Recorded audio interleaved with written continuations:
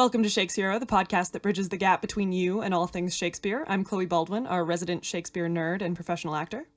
I'm Paul Stafford, our skeptical outsider who's going to decide if he likes this play. I can't remember what our spiel was. But I like that. Yeah. I feel like that rolls right to the point. That rolls off the tongue like super well. Yeah. Put it on a t-shirt. Yeah. And today we're going to be breaking down another filmed play, the second in our gender bender duo. Ooh. The last week we did the Julius Caesar with all women, and now this week we're going to do the 2014 filmed play production of Twelfth Night, directed by Tim Carroll and starring notable actors such as Stephen Fry and Mark Rylance. Mm. Whew, I said it all. I didn't stutter once. That was great. Fabulous, Paul. Didn't mess up I at know all. him. I actually just found out, I was looking up stuff about the play after we finished watching it, and Mark Rylance played Olivia in another all-male production that the Globe did back in 2002, so he was reprising this role 10 years later. It was just a lot of different cast members around him. Wow. Yeah. That's interesting. Mm-hmm.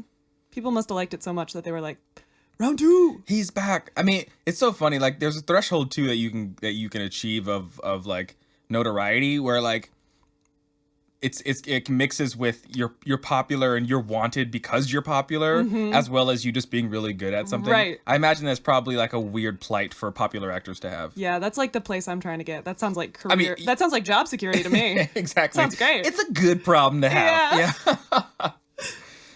It's my pension right there. How do you... Do you like this play? Do you like the text of this play? The text? Yes, I do. I like this play very much. I think... and honestly, like, I really like in the more productions I've seen of, like, the more and more, like, Sir Toby, Andrew Aguicheek, but the people I'm invested in most are, like, Viola, Olivia, and Duke Orsino. Like, those guys, just, like, put them in a room and I'll watch them for hours. It's so fascinating to me. I love their, like, little complicated love triangle. It's so funny to me. Yeah, I like it too. It was very funny to watch it. When I saw it playing out, like, halfway through, when I saw where it was going, I was like, he's gonna get mistaken for her, and they're gonna fucking all get married at the end. I know how it's gonna go this time. Yeah, like, and it's fun, but it's fun because it's fun both that moment that you had, and I was kind of watching you to watch you have that moment of like, oh, this is what's gonna happen, and you figure it out. And as you were saying, Viola figures out what's going to go down pretty quickly too, because she's really smart. Yeah, it's fun to go along that journey with her. And then it's that thing too of it's fun to know what's going to happen, but you don't know how it's going to play out. Like, how are we going to get there? It would have been brutal and like to sit through if nobody knew what was going on. Yeah. But I like that Viola / Cesario, like, immediately, oh my God, I'm in a fucking romantic comedy and she loves me. Yeah. Like now I have to, like, play out the rest of this. So that's much more interesting because we don't know how it would go down. Absolutely. And it was funny also as we got halfway through, I'm like, I realized that oh my God, words. Olivia loved Cesario, who loved the Duke. I don't know his fucking name. Orsino. Just the Duke is good. Yeah, I called him the Duke. And then who loved Olivia. And I'm like, this is the first love triangle we've watched. Like, Shakespeare's known for love triangles, but all the plays we've done, we haven't seen one yet until now. Come to find out, it wasn't even a triangle at the end because, like, somebody came in and filled out it became the fourth wheel. It became a little square again. Yeah, no. Yeah. One thing, it's funny too, like, on a meta level, what we're talking about right now is, knowing what's going to happen, but then watching it play out, like, knowing the situation and then being like, well, I don't know what's going to happen next though. Mm-hmm. And that's exactly what Viola is talking about the whole time. And the Fool even references it at one point, is time. Like, a couple times we hear Viola almost talking to time like time is a god. Like, she says, time, thou must untangle this, not I. 'Tis too hard a knot for me to untie. Which I love that rhyme and I love that quote. Yeah, me too. And it's exactly this play. It's just a big knot that's slowly getting untangled. And you mentioned this at the end too, kind of like Comedy of Errors, which we haven't talked about yet, but we've seen a production of. Yeah. I've seen one production of Comedy of Errors, and it was live and it was great. It was fabulous. I can't wait to talk about that. How did you feel the fact this was, oh man, I know you had some reservations. I was terrified going into this because the fact that everyone always references this play and talks about this play like, this is the greatest production of Shakespeare ever seen and ever known to man, and like, Mark Rylance's vision that like blows every other Shakespeare performance out of the water, and nothing will ever come close to touching this. Like, I swear that's how I hear people talk about it, and I'm like, okay. And it was not like that. Like, it was really good, but it didn't change my life, and I was honestly really relieved. Like, I think if it had changed my life, I would have been like, should I just quit? Like, I don't know what to do. Like, and it's at a couple levels. The main one being, I am an actress. I am a female actor who, again, like, loves this stuff and wants to be in these plays, and like, you know, am I irrelevant? But honestly, it's like, we don't need your gender. No, here. honestly, and like, and the other thing too is like, after we watched it, I was looking up this stuff about it, and I see all these articles that I'd seen before that were saying things like, you know, they did this production in the Elizabethan tradition, or like its original practices, and people talk about original practices a lot with Shakespeare, but like, it's funny because, you know, if you're doing an all-male production in the Globe with, you know, all of the original costumes, then like, well, then why are we all using our original, why aren't we all using original pronunciation the way it was pronounced at the time? Yeah. Or why, like, and why do you have mics? Right, why do you have mics? And the whole... If you like, it's either do it all or do none of it. Yeah, it's like, it feels like, you know, oh, I went to an original practices golf club the other day and they didn't let women in. Like, okay, cool, you assholes. Like, you know, and I'm not saying that's not a valid choice necessarily, but when you say it's because that's how they did it at the time, like, it feels nostalgic for something that sucks. The argument doesn't hold up, for sure. No, not even close. It's like, okay. I agree with, I'm on very much on your side. The only thing I would stop at for, like, if you didn't have this stance, but if you were to have this stance, like, oh my god, like, just mad because it was men, then I'd be like, that's kind of not fair to be like happy at the all women one and mad at the all men one, which I thought you might have done. It's not about that. It's about the fact that everyone's like, it's original practices. Like, yeah, I think that's stupid. Yeah, because it's like it just feels dumb for reasons that we mentioned in. But I did enjoy some moments of it where it was like, you know, where it pings the gender even more, because, you know, because you're realizing it's a dude. You're realizing it's a dude dressed as a woman dressed as a dude that we're supposed to believe is actually a woman. It blew my mind. It's so fun because then it fucks with your idea of what is gender. Exactly. Which is the whole point of the play. I said it blew my mind. It didn't blow my mind. I think it was confusing to me, and the reason why I think it was valuable that, like, it was all men, and because that was the way it was written, is that I think some of the jokes and some of the point of like what the play is trying to tell us may hit harder because it's a man playing a woman playing a man. Totally. Like, so, like, it was a weird like triple agent kind of thing where, like, it was at that point it was too deep. I'm like, I can't tell if it's trying to say this thing or the opposite, or like, or that it doesn't matter, or like which one. Like, and like when the guy who's actually a guy loves a girl who's played by a guy who's pretending to be a guy and thinks that it's a guy, and he's like struggling with the fact that he's gay now and wants to kiss him, but he's not, but it's actually a girl, and I'm like, oh my god, and like, exactly, that didn't blow my mind, but it made my head explode. Right. He's gay, but he's not, but then he is again. And it's so funny. And two, there's all these undertones, like Antonio, his whole subplot. And you were like, is he in love with Sebastian? Yes, he is. Like, he is absolutely in love with him. And it's that whole thing too, where, like, you know, scholars will try, sometimes, not always, but sometimes scholars will try to be like, oh yes, their very deep level of friendship here is amazing. You know, he looks at him and I feel like very literally says many times that he loves him. Yeah. Every single sentence. He's like, love, and I love you. And it hit me really hard this time too, because he was like, love, I love you. Then my love for you is so strong that I will do this, and it's because I love you. I apologize. I keep chiming in. He looked and acted and sounded like someone who's desperately in love. Like, he was like Romeo, like pining for Juliet, like straight out.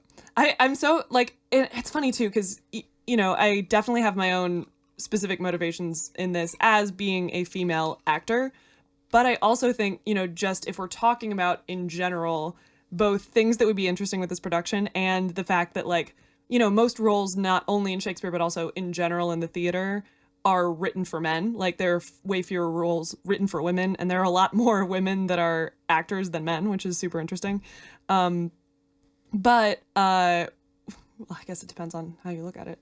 Anyway, but what's interesting to me is that or what interests me, an idea that interests me is like an all-female production of Twelfth Night. Like, what does that mean? Or like a totally gender reversed Twelfth Night where like a woman's playing Duke Orsino, but men are playing Olivia and Viola, and like, what does that mean? And it's so interesting too. And again, like with the sizes of the parts, it goes back to that thing of like the apprentices were the ones playing the women, so it's the less experienced people playing the women.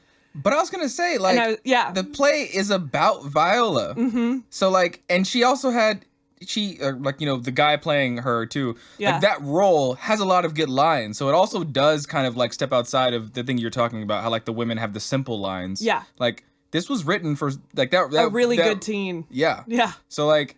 And it does feel like, too, Shakespeare's trying to push into that, like, to give more complicated roles to women, even if you can't literally give them to a female actor. Yeah, the two smartest people in this play were women. Yeah.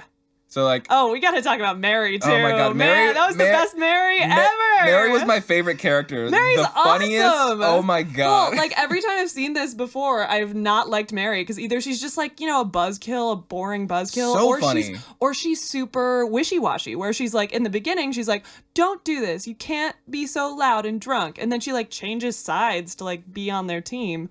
You know what I mean? So it, like, feels weird. But in this, they made it super clear, especially that actor who played Mary, made it super clear, like, what her intentions were and, like, when they shifted and why. Yeah. And she was super, like, petty Mean Girls, too. It was great. It was so clear. Yeah. And funny. And, like, the thing I said to you... It was cartoony, like, levels of funny. The thing I said to you, too, at the time was, like, she's Lady Macbeth right now. Like, that's what she is. And she's Lady Macbeth in these ridiculous circumstances. And instead of wanting to kill the king, she wants to get Malvolio to wear yellow stockings.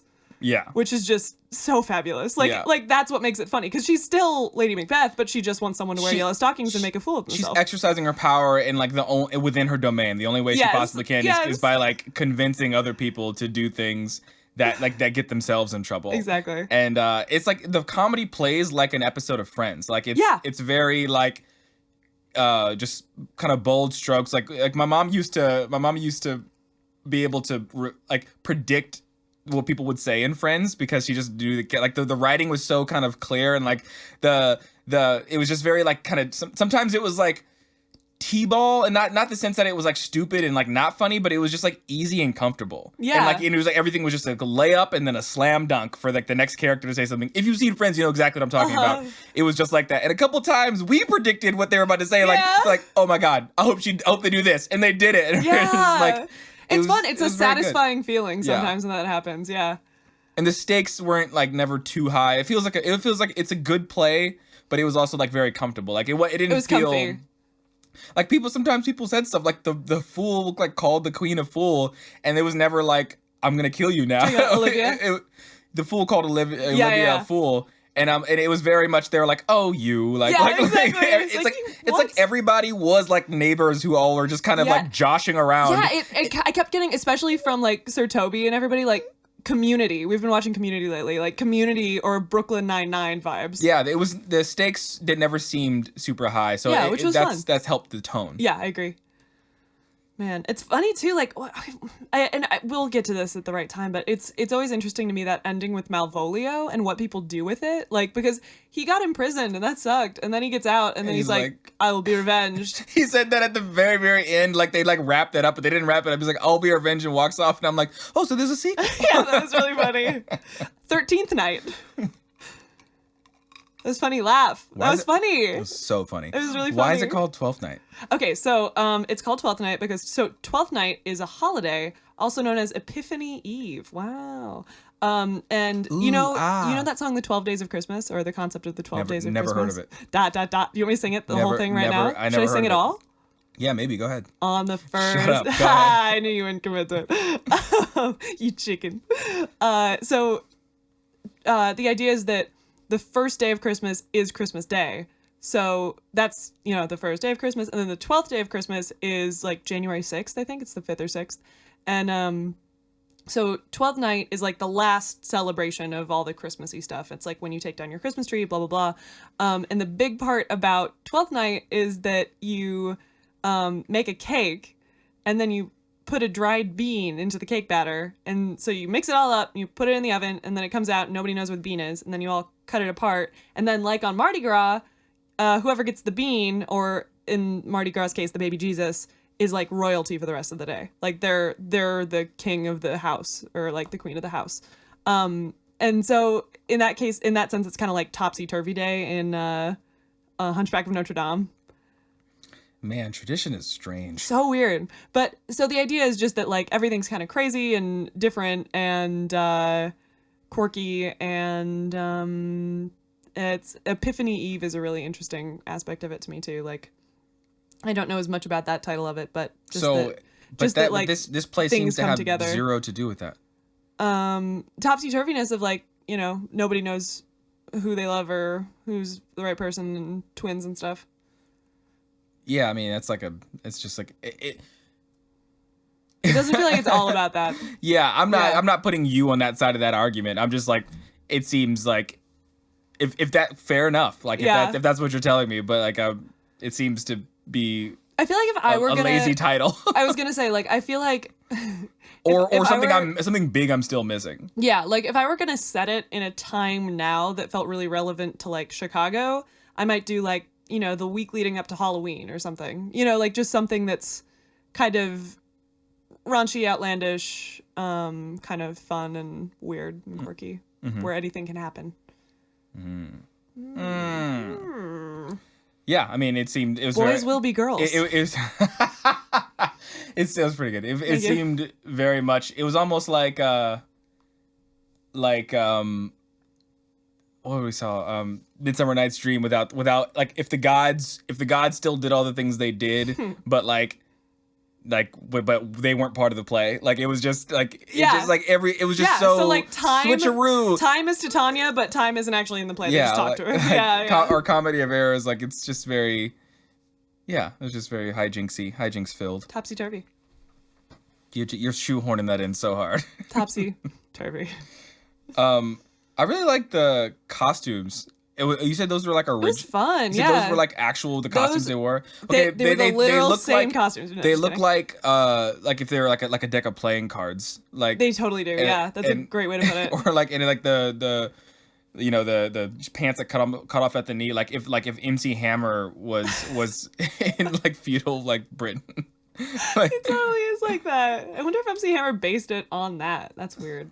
Anyway, no, you're reaching. Come on, but no, it's what they would have worn at the time, at least what royals would have worn. Man, it actually seemed a little bit comfortable because it seemed like I got mad, like stretchy room. I know, right? Should I get you some for Christmas? Yeah, I love it. Is that what you want? That's exactly what I want. Cool. Yeah, and they were gorgeous. They were good costumes. I liked them a lot. Yeah. It was interesting too with the distinction of gender with the makeup. Like how the women had whiter faces. Yeah. Yeah, that was interesting. It was super white. Yeah. It was like, it's like uncomfortably white. Mm-hmm. It just like dumped your face in powder.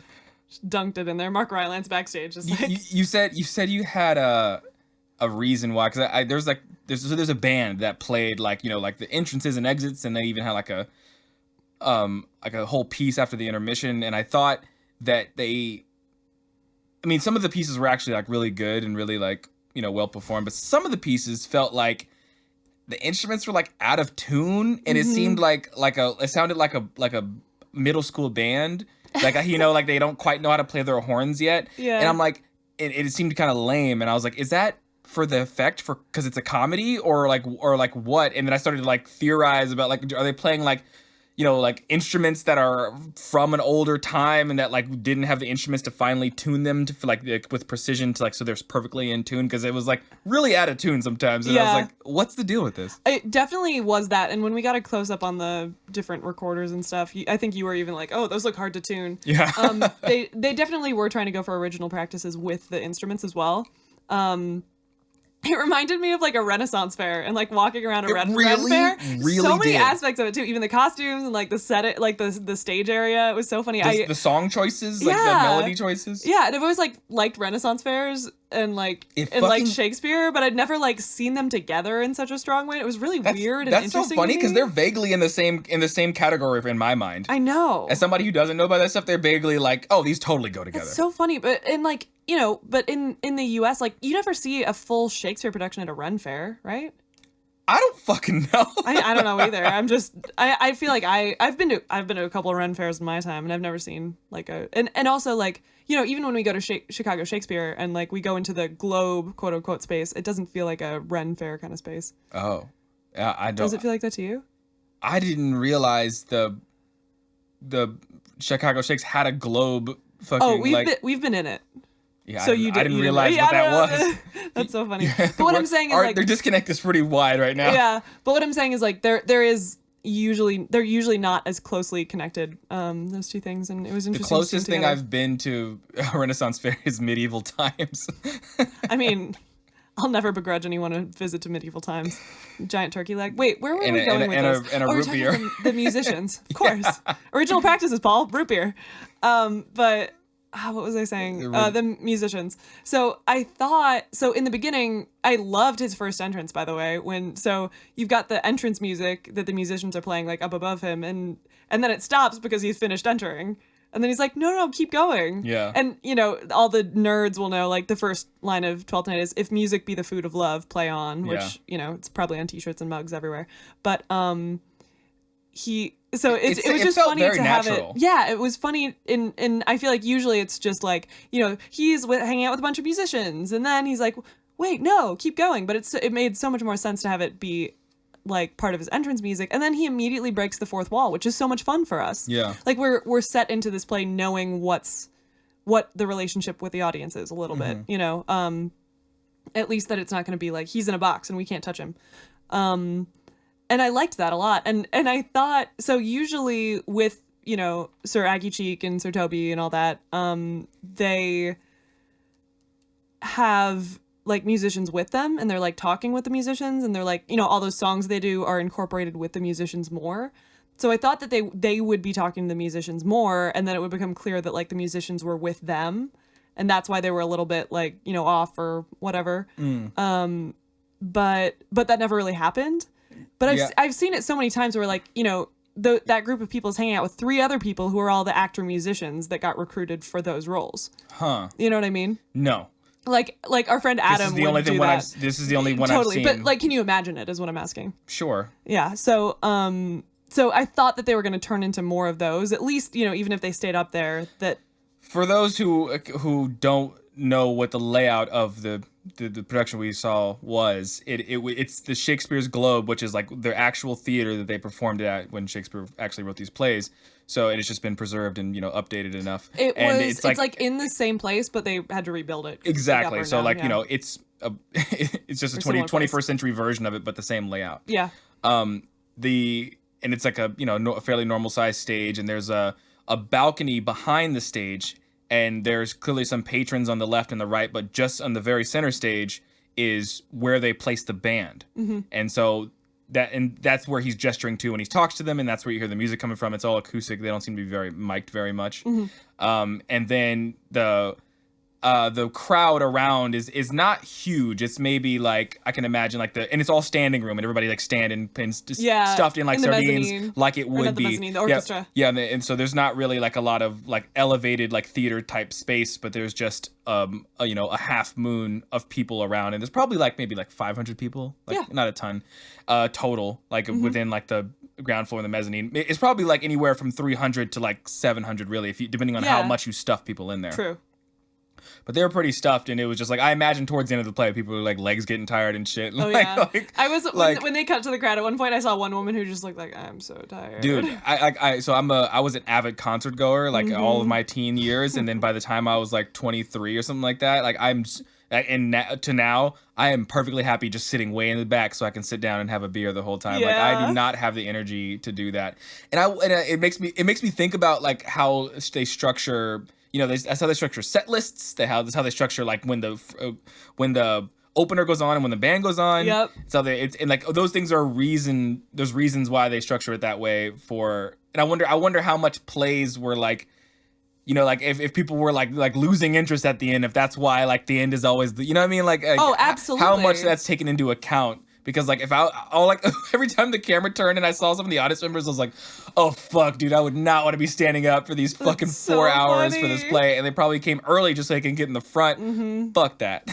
I'm so done with that life. You are so jaded about concerts. But anyway, so that's the layout of this theater, which is really cool. Like they mic'd it so because they can film it, but I don't know if they actually had mics that were playing through monitors for the crowd. I'd probably not. I don't think they would need it. It's pretty small. I don't know. You know, like the place you were in with bigger theaters didn't have any mics. Yeah, I was gonna say I know they've gone back and forth at the Globe about whether they want mics or not, because they had an artistic director a few years ago. I can't remember their name, but who like went in a totally kind of modern direction with it. It was like, let's do a bunch of lights, let's do a bunch of like tech and sound and stuff, and make it like really modern just in this space. Interesting. And everyone fucking lost it. Like their board was like, fuck this, like you're out, and brought someone else in because they were like, no, you don't fucking get what we are.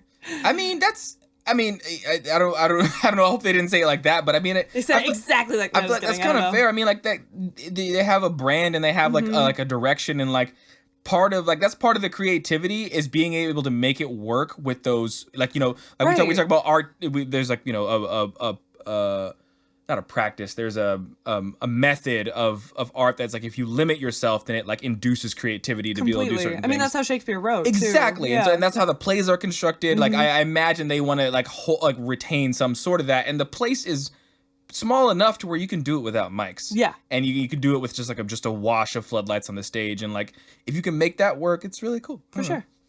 Like there's plenty of other theaters can do it other ways. Yeah, totally. Gonna Doesn't need to be all male production. I want to work the club. Anyway,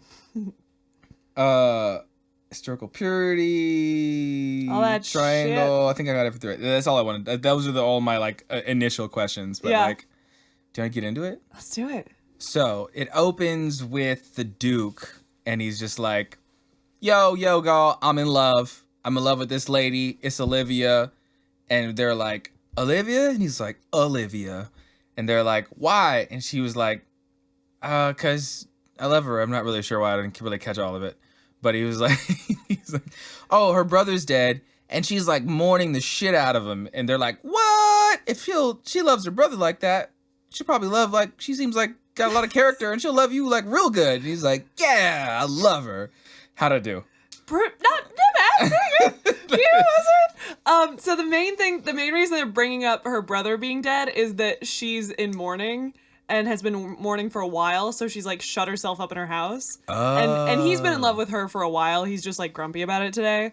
And so they already knew that he was in love with her, but they're like, "Oh yeah, tell us about it again. Awesome, thanks, cool, great. Oh, you still okay?" That would have been actually really funny if they would have played it like that. Yeah. I've seen it like that a couple times, and it's really fun when they like do that. without a lot of different things to play off and bounce off. It's like refracting light or like sounds. Like if it's just like a void and like coming from one, like just like ambient is what, then it's hard to tell what direction it's coming from, and that's kind of what it feels like when one person is talking to the crowd and they're like saying something they want a lot. I'm like, I can just get the most general idea of what they're saying. And basically it was like, I love her and her brother's dead, and they're like, oh man, she's like really loved her brother.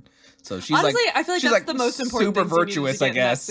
Because like, you know, later we get that she doesn't want Cesario to come see her. That's what I'm saying. Like I feel like it's all you needed. With scenes with more people, and I can see more people's reactions, and I can ping more things, and like my resolution of what's happening becomes clearer. But like that's funny. But at the beginning, like it's funny when we started watching it. I'm like relaxed, you know. We're sitting here, it's Saturday, and we're like, you know, we're watching it. I'm like settling in to watch a movie, and then as soon as someone starts talking, I'm like, oh fuck, I forgot. I gotta pay attention. It's like a test. That's so funny. I'm so sorry you feel that way. Not all the time, but like if nothing else, like at the beginning of most of these, and then it starts to settle in, and it gets funnier. I've heard people say before, and I think this is pretty true. Like during the first scene, the audience is like tuning their ear to the language, and then after that, it's pretty smooth sailing if you're doing it right. Yeah, just kidding. That was scary. I would agree. But yeah. Yeah, and then we, you know, he says that he has this whole scene, and then we get to, I forgot her, Viola. Mm-hmm. Oh, whatever. Violin. She's not an instrument, Paul. Oboe. Leave her alone. And her friend, and she is like, I wanted to work for Olivia, but like, I guess it's not gonna happen. But I love the Duke, so I'm a pretend to be a eunuch and a boy and a eunuch, and I'll go work for him, and you gonna be a mute, my friend. My friend was like, I'll be a mute and you'll be a eunuch and we'll go work for the king together. That is so close. It's what it. But I was gonna say you like got the gist of it. Again. It's just like those semantics. The mute per guy is like he never comes up again. So like the reason he's saying like I'll be mute is like I won't tell anyone. Oh, I know. No, this interpretation totally makes sense. I thought they were both saying like we'll be disabled so we can be his servants. No, that's funny because I just imagined a production of Twelfth Night where that guy is with her the whole time but never says another goddamn word, just hangs out. That's what and like because I was that's so funny. I was pinging someone direct that. There's like another like there's I think I've seen other movies where like you can I mean it's not exactly the same situation but like ancient royalty like the women could only be attended by men if they were eunuchs, right? So there's no like possibility for getting like impregnated, exactly, no sin. Or like, but for some reason I was just like, oh, or I guess if you're a mute, or if you like have disabilities, so she wouldn't fuck you. Like, I don't know why, and because that doesn't even apply because he's talking to he's going to the Duke. It's not a like I don't know why twisty. My brain was just like, oh, that's what they're doing. I really wish that he'd stuck around and just not said anything the whole play. Like I didn't like. That's really funny. Really think about it more because my brain, all my Your brain processing, just stuck to that. No, all my processing power was just like being devoted to just kind of like generally like pinging. Okay, I understand that. So what's Where next? are we? Like What's what else am I missing? Like Yeah. I'm just trying to like I just look past it. That's so funny. And what I was gonna say about that was what was the other thing you said? Eunuch. I'm gonna go work for her. Oh, she hasn't met the Duke yet, so she doesn't know she's in love with him, but she's like, oh, my dad knew him, so he seems cool, probably. Well, but she says at the very end of the scene that I would want to be his wife. That's a different scene. That's sure? The next scene. Mm-hmm. Oh. Okay, so yeah, anyway, so like it was very early in the thing, she was like, Yeah. he wants to marry her, but like I want to be his wife, so yeah, that's the next scene, and it's like, oh man. And it jumps around a lot. There's a lot of characters that kind of like all converge. Oh my gosh, yeah. Like, so it jumps to Mary. Oh my god, Mary. And so everybody, a lot of the women have these like big dresses on. Oh yeah, we gotta talk about and the dresses this. are like the aunt in like the evil aunt in like the not Beauty and the Beast. Yeah, Belle wears the same dress, like the big yellow dress, like the huge. But wait, what evil aunt? In what the stepsisters? What is that? Cinderella. Yeah. So like these huge gowns that like cut off right at the bottom of their feet, so they just barely don't drag on the floor, and so you can't see their feet, and they all have this walk where they just glide through the floor. You said it looks like they're on Segways. It looked like they're on a Segway. And they made that choice for them, and I when they first entered, that happened, and I'm like, I thought it was funny, I thought it was weird, but it didn't quite mean something. But they kept it up for everybody in gowns for the entire play, and it was like killing me. Sometimes it was funny, sometimes it was weird as fuck. Yeah, like, sometimes it was both. I don't know why they made that choice. I wish that they hadn't moved as much when they were trying to be serious. You know what I mean? Like because it was really funny and it was fun and I liked it. But like there were moments when they were serious and they were like. Gliding. Yeah, and they would just glide. I was like, what? Like, they would say something serious and then glide away. I'd be like, what's going on? But so part of that is, it was kind of, this is going to sound hilarious. It was like kind of a sexy thing. To yeah. Like, it's an elegant thing if you can like make it look like your movements are so ladylike, smooth, feminine, very feminine. And I think that, because there were men playing women in this case, they were trying to like lean into that extra hard and be like, look, we're women and we're gliding and isn't it hot? It's very funny, yeah. Yeah, and I think we've talked about this before, but for men at the time, legs were considered like the sexiest body part. In my history, I remember thinking about that, like, oh, you saw her ankle, oh, bro, that's no, so I'm hot. talking about on men. I'm talking about like women looking at men would be like, his leg. Really? He's got a sexy leg. Yeah. Really? That's why Malvolio is in the yellow stockings, because it'll accentuate his leg. And then at some point in this play, I guess that makes sense. If based on what they wore, the only thing that's like skin tight on them is, besides their face, which is naked, is their legs. Fucking calves. Which is hilarious. Show me those calves. It's fucking ridiculous. Isn't it funny? Oh, society. Gender.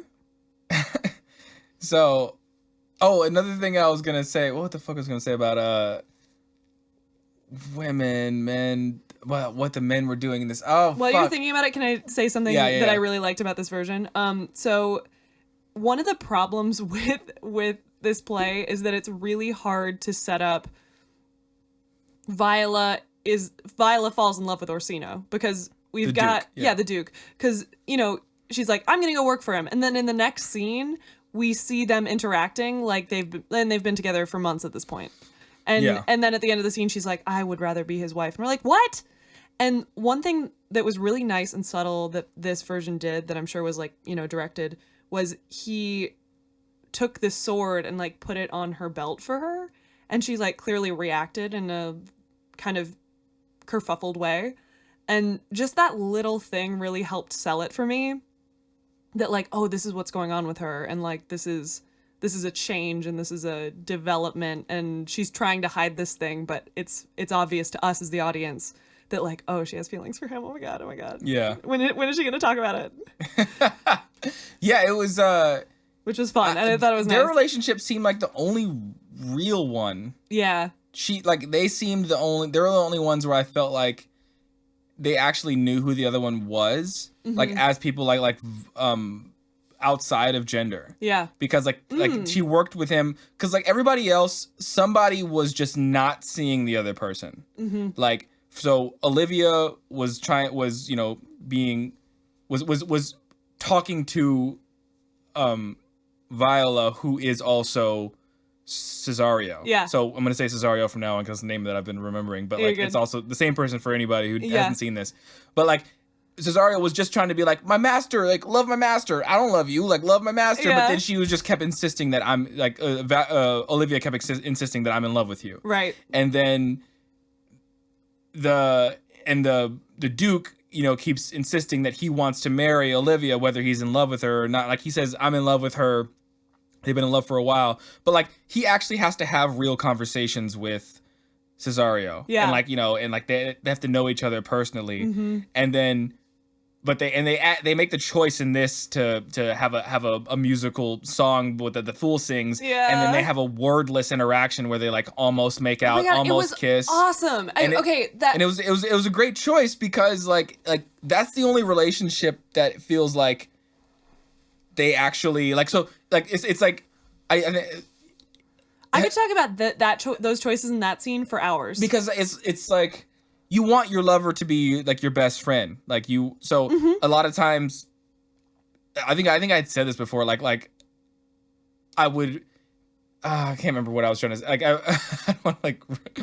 No, hit me. Whatever it is, hit me. I don't like have it like articulately enough, but I mean, like, you want your. So my point is that like he just thought it was the same gender. But like he knew that person enough, and then like was having confusing feelings because like was about to kiss him. But I mean, like, like if it was your best friend and it just happened to be a dude, you just like the only thing is standing in the way is that you're gay, but you're not gay. Like, right. But like if you were, like, that'd be fucking perfect. Like, right. That's. And you're like, I'm kind of attracted. What's going on? Yeah. Yeah. I mean, like, yeah, I've had best friends that you can say anything with, but I'm like, oh, but I'm not gay and you're a dude. Like, that's the only like anything that's in the way. So like that's. But not that you wanted that to happen. I don't want to get into that because like now it's like it would seem it's very easy to be confused by what I'm trying to say. I know exactly what you mean. Yeah. To all my friends that are listening, I've not had necessarily, you know what I mean? Like that's what it seems like I'm saying. I know, but I know that that's not what you're saying. Yeah. So like it feels like it can get muddled really quickly, but to all Paul's friends, he wants to kiss all of you. Anyway, like so. That's the only relationship that I like believed came from something true, because even Olivia got her dude switched out and didn't even notice. So like, that's my point. Yeah. And but that wasn't the case. It didn't feel as deep. It was more like lusty. That wasn't the case for anybody else. Yeah. So that was a fun little like juxtaposition from all the other ones. Totally. And it's almost like, yeah, like their friendship at the very least, and it seems like their kind of weird chemistry connection. I mean, he like confided in her, that. like yeah. I imagine like like it's like a what do you call a squire to a knight? Like you're living together, you're doing everything together. Yeah. And they're like, probably doing all your chores and shit like that. Like, so they have like, it's a very intimate relationship. Yeah, you spend a lot of time together. I'm Even sure if you have a it's- lot of conversations. Even if it's weighted and one-sided, it's still intimate. Yeah. And so like they got a chance to like know each other. So I believed that one. Yeah. Anyway. Oh, can we talk about when the fool first comes in? Well, I guess that happens when we introduce Olivia. Yeah. Yeah. That's what happened next. So. Oh, dope. I know. Yeah. So Olivia's there, and Olivia's at the funeral. And so she's dressed in like all the funeral. She's not at the funeral. I was like, is she at a funeral? Because like it was like she was dressed in all black and like black veiled, and I'm like, that's how you would dress if you're at a funeral. But we find out she's dresses that way for the rest of the play. So like I guess when you're in mourning, you just wear all black. You got it. But she's dressed like Cersei in season 8 of Game of Thrones. LOL. She's just all black, straight up, like but not just like black like a black dress. She's like decked out as if like she is the Black Ice Queen. Like she's like she's got that collar. She's dressed like she could be a villain. Yeah. And so I was like, I wrote down funeral, but I should have put a question mark because I didn't know. Funeral? If it felt weird too that she was just like that for the rest of the play, but I guess that makes sense. Yeah. Like I guess you can just be in mourning. You can be like you're advertising that you're in mourning for months at a time. Totally, I guess. especially if someone's trying to get with you and you're not interested and you want to avoid them. Interesting. Anyway, so she has the fool comes in and she was like, and the fool is like a very articulate and like kind of sly and like he's basically just like a master of like turning words on their head and is like almost like a clown / lawyer, and he's just like playing with words. That's a great description. and he's like every time someone asks him something, he's like it reminded me of, if you ever read like any Plato in philosophy class, when like someone. He basically like convinces you of like one thing and then like convinces you of the opposite. Yes. And like, how philosophically, if you can take like logical statements and like create an argument around and argue whatever you want, which is something that lawyers learn to do. Like you learn to be able to take either side. Yeah. And so that's what the fool is doing like the whole play. And the fool comes in and he's like, kind of like, just taking everybody to school verbally. Yeah. And then the fool gets out there and the queen and Olivia's just like, nope. Get the fuck out of here. like just shuts him down. But she's like, dispose of the fool. And he's like, well, did you mean you? Dispose of yourself? Because you're the fool. And he's like, I can prove to you that you're the fool. And she's like, what? Yeah. And that conversation gets cut off way too soon. I really wanted that to continue. I wonder if it was What did you want to cut. say about that? What I wanted to say was I really wish, and I realized this for the first time watching the scene today, what I really want is as soon as she says, take the fool away, I want the 2 guards that were there, or however many guards or whatever guards are there, to be chasing him around the stage. Like, I really want that for the whole scene. Because they did a little at the end, but like, I want as soon as she goes, take him away. Like, he's just like evading them and continuing to talk like it's no big deal. I feel like that would be so fun. It was such a fascinating conversation. One, because he was like, well, again, she's like, she's royalty, she's nobility. Yeah. And she's like, take away the fool. And he's like, I think you are the fool. And he's like, she's like, how am I the fool? He's like, and then, like, they're about to go like grab me. He's like, I can prove it. And she's like, you can prove it. So it's like, it's already a fascinating premise for a conversation. Yeah. It's like, how is he gonna, like, he has no authority and no way to prove to her that she's a fool. Right. And he tells her brother who just died is in hell. And she's like, I know he's in heaven. And he's like, they're about to have this like philosophical conversation. And he's like, and he does play it really well. Like he has something up his sleeve. Like he is going to convince us of the impossible. And then it just gets interrupted and we never come back to it. But we got to get to the best part of that exchange, which is he says, well, then if he's in heaven, why are you so sad? Idiot, you're the fool. Bye. Yeah. Which is great. And I think it speaks to something that, a lot of people will say to people that are in mourning that are like, well, he's in heaven. It's okay. Like, why are you so sad? Don't be so sad because he's in heaven now. Yes. Which I think, like, the fool in a lot of ways represents, both society and anti-society. Like he's kind of just a person to play off of in a really interesting way, which was cool. Yeah. It's I don't know. It's hard. Yeah. It's hard to say exactly what, but if nothing else, it makes us like think about those things. Yeah.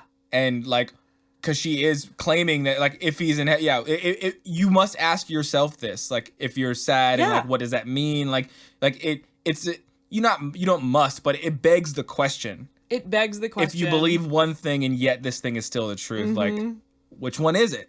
And so, like, that's the cold, logical thing to ask yourself, and that's what The Fool is doing for us. But anyway, that was fascinating, and it felt like it was still had places to go. Yeah. And it just got cut off, and they just stopped it. And I was like, what's happening? Yeah, more.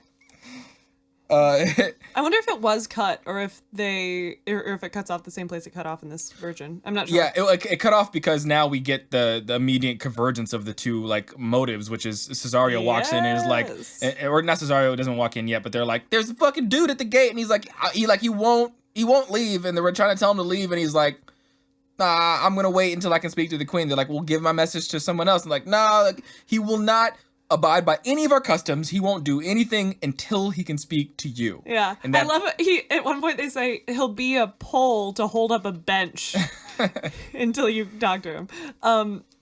This is a side note, but I love that you keep calling Olivia a queen. She's not technically a queen, but like that's pretty much what she is in this play. In a big ass gown and a crown. Right, so and she has the highest status in this play. Yeah. So it might as well be. For the effect. I love it. Yeah. Please keep calling her the queen because it makes me very happy. Why? I don't know. It just feels right for this play.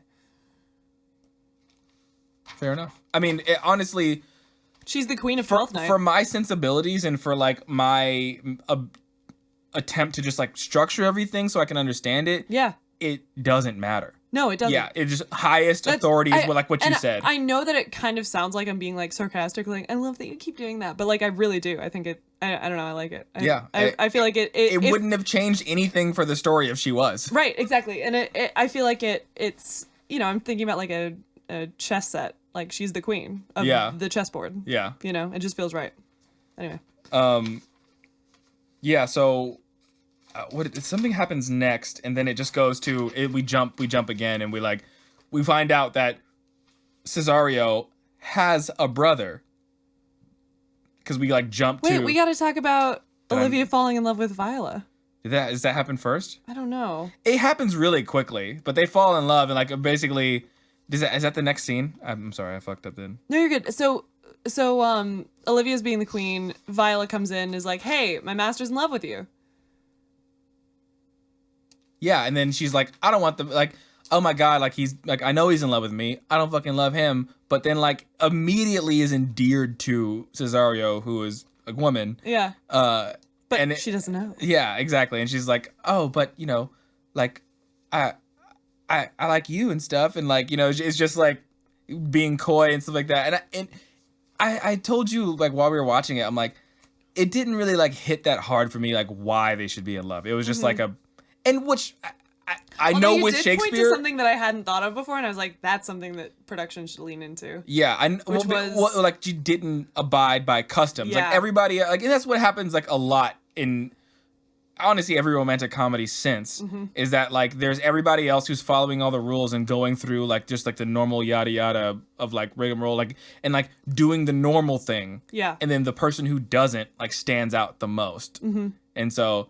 And he's just, wasn't afraid to stand outside and and it's just like, probably not overly masculine, like all these different things that is like, which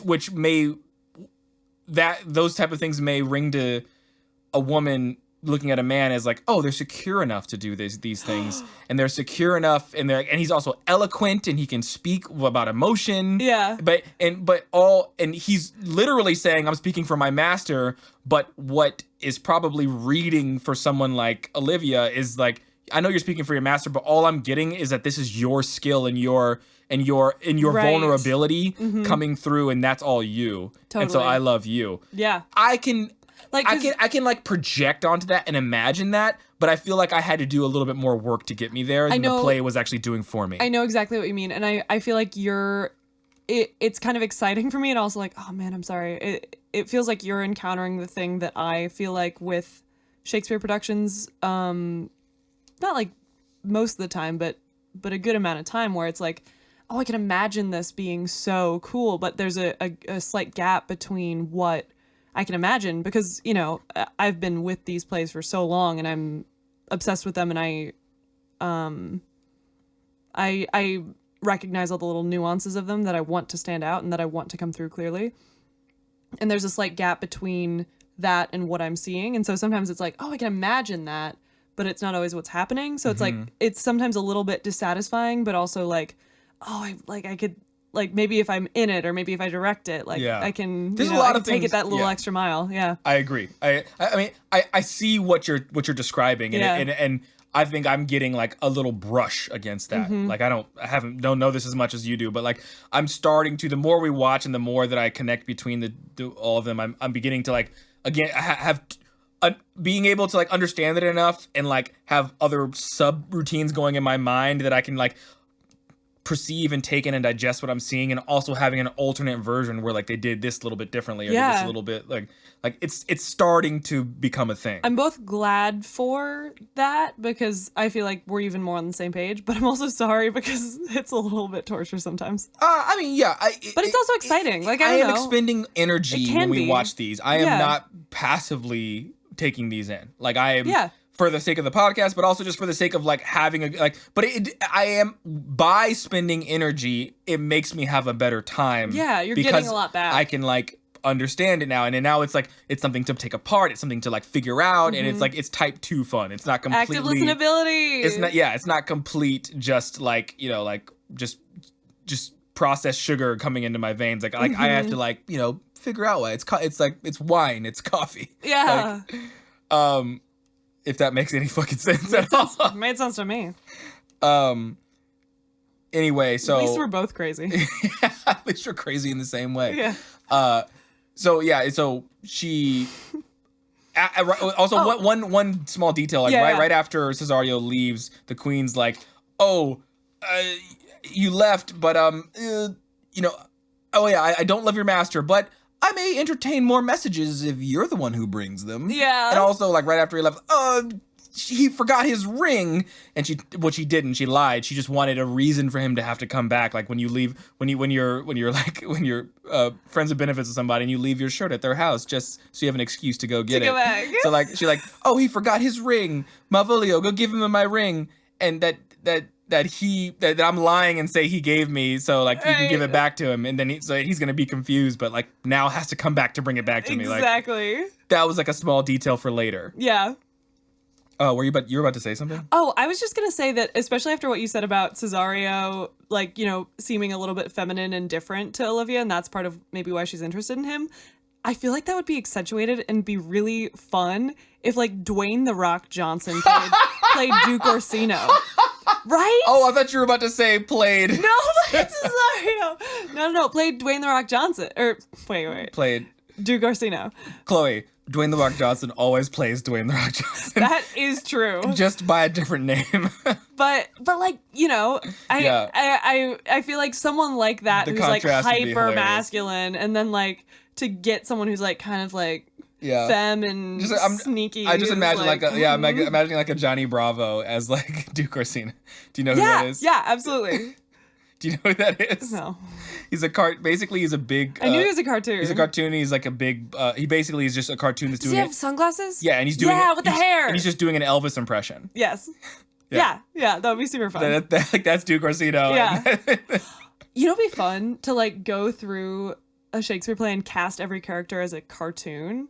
Interesting. Especially if you're doing a production, because then you're like, well, like, where do I fit in? Like, these archetypes would be so clear and so spread out that the story would be like, the way they play off each other would be super clear. Oh my God. Was I talking to you or someone else that watched like the first 30 minutes of that other like Royal Shakespeare Company, I think, Twelfth Night, that was online? I downloaded it, but I don't know. I watched a couple minutes of it, and Malvolio was played by a woman, and she was giving me serious Pearl from Steven Universe vibes. Interesting. In the way that she was in love with Olivia. That's funny. Yeah, it was really fun. Yeah, I mean, that would work. Right? Honestly, Malvolio, like, is such a modular plot point.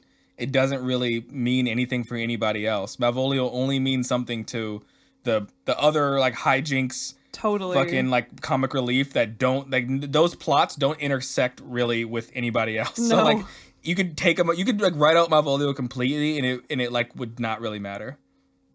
It matters a little bit for like what Olivia reacts to and like has some scenes with. But Yeah. like if you removed all the scenes with even Olivia and Malvolio, like, but except for like the end where it all comes to a head and they like have to just like decide what to do. Yeah. None of it else matters. this is like- Emotionally, it's completely modular. If this is like Community or Brooklyn Nine-Nine, like Malvolio's like the B plot for the episode. Yeah, no, the C plot really. The C plot, yeah. So what's the A and B plot? So A plot is Viola and yeah, and the Orsino. B plot is the brother and also the comic relief duo, the guys who, I guess is tied in with Malvolio because like it's you know what I kept thinking? It's Mary. Mary's the B plot.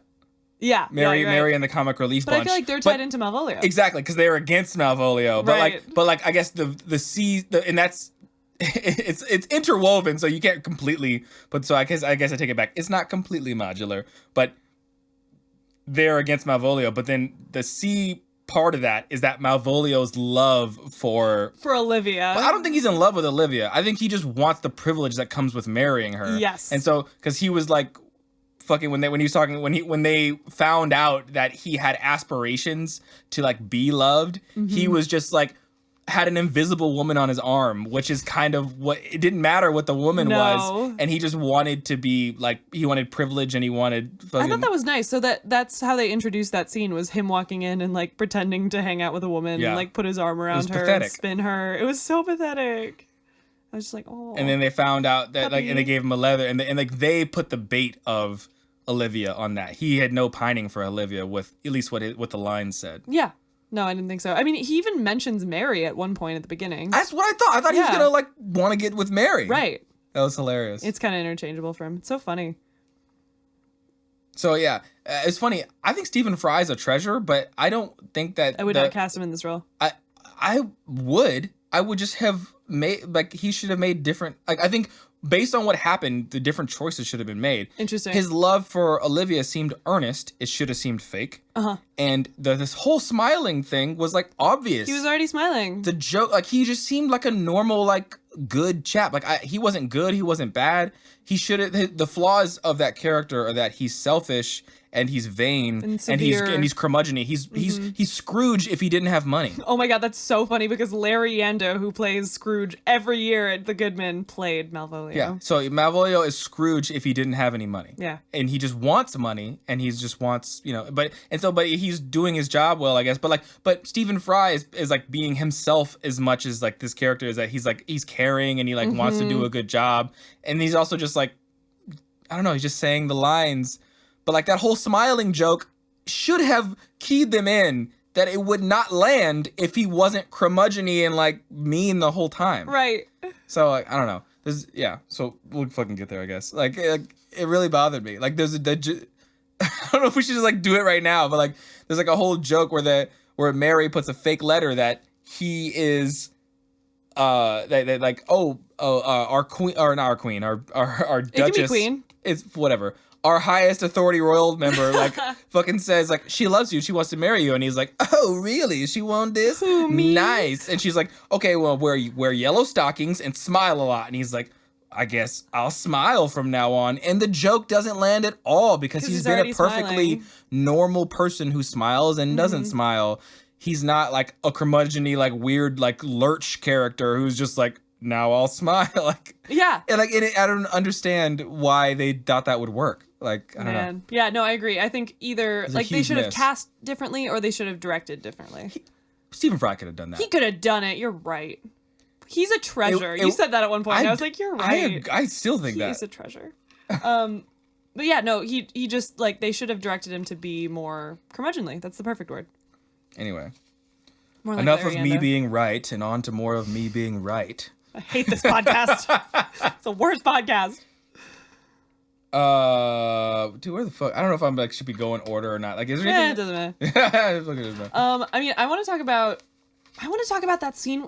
Okay, honestly, all I want to talk about until I'm dead is that scene with Orsino and Viola, where they're gay but also not. That made my brain explode. It was awesome. I loved it. And okay, so I just want to contextualize for you first, like how I've seen this scene in the past, and that this is the first time I've seen this scene that way. So the way I've always seen this scene is that So Viola is in love with Orsino, right? And that's clear. Like, she's just kind of trying to let him know through a back alleyway, like, you know, say, there's this woman who's in love with you. Yeah, so he's like, it's what? middle school. Yeah, he's like, fucking, what?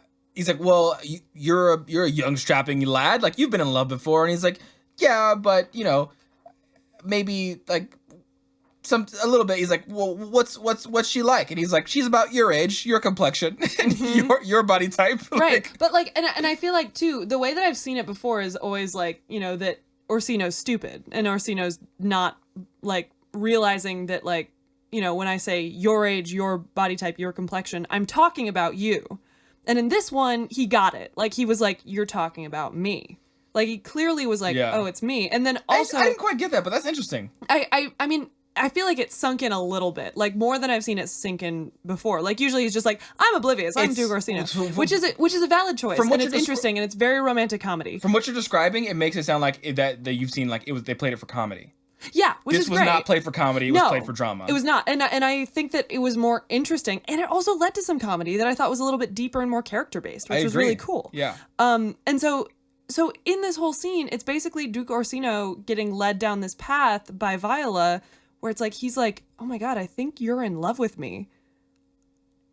I think maybe I'm in love with you too. Yeah. What does that mean? Yeah. So this is like fascinating. 50-year-old man, maybe 45 to 55-year-old man is in love with this 18-year-old boy. Yeah.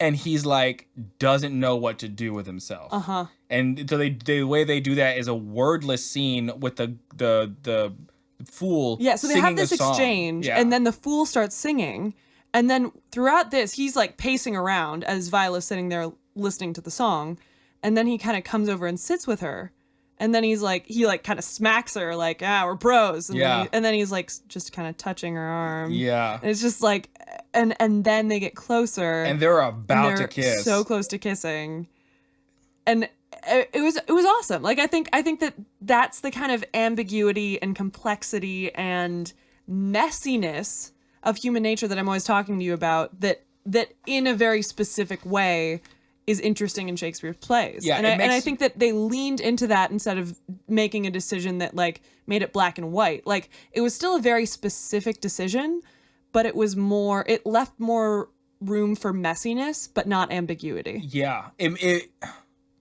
Yes, I agree. And it was weird.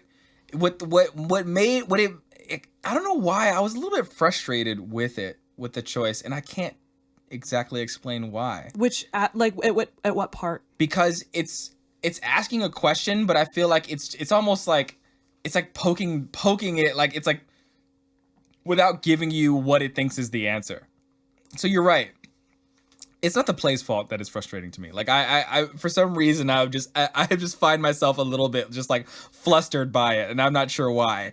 But like, it was so the question. Yes, it is just like Mulan. It's just like Mulan. That was yes, because he's like, but it's not exactly like Mulan. It's similar to Mulan because the general didn't almost kiss Mulan.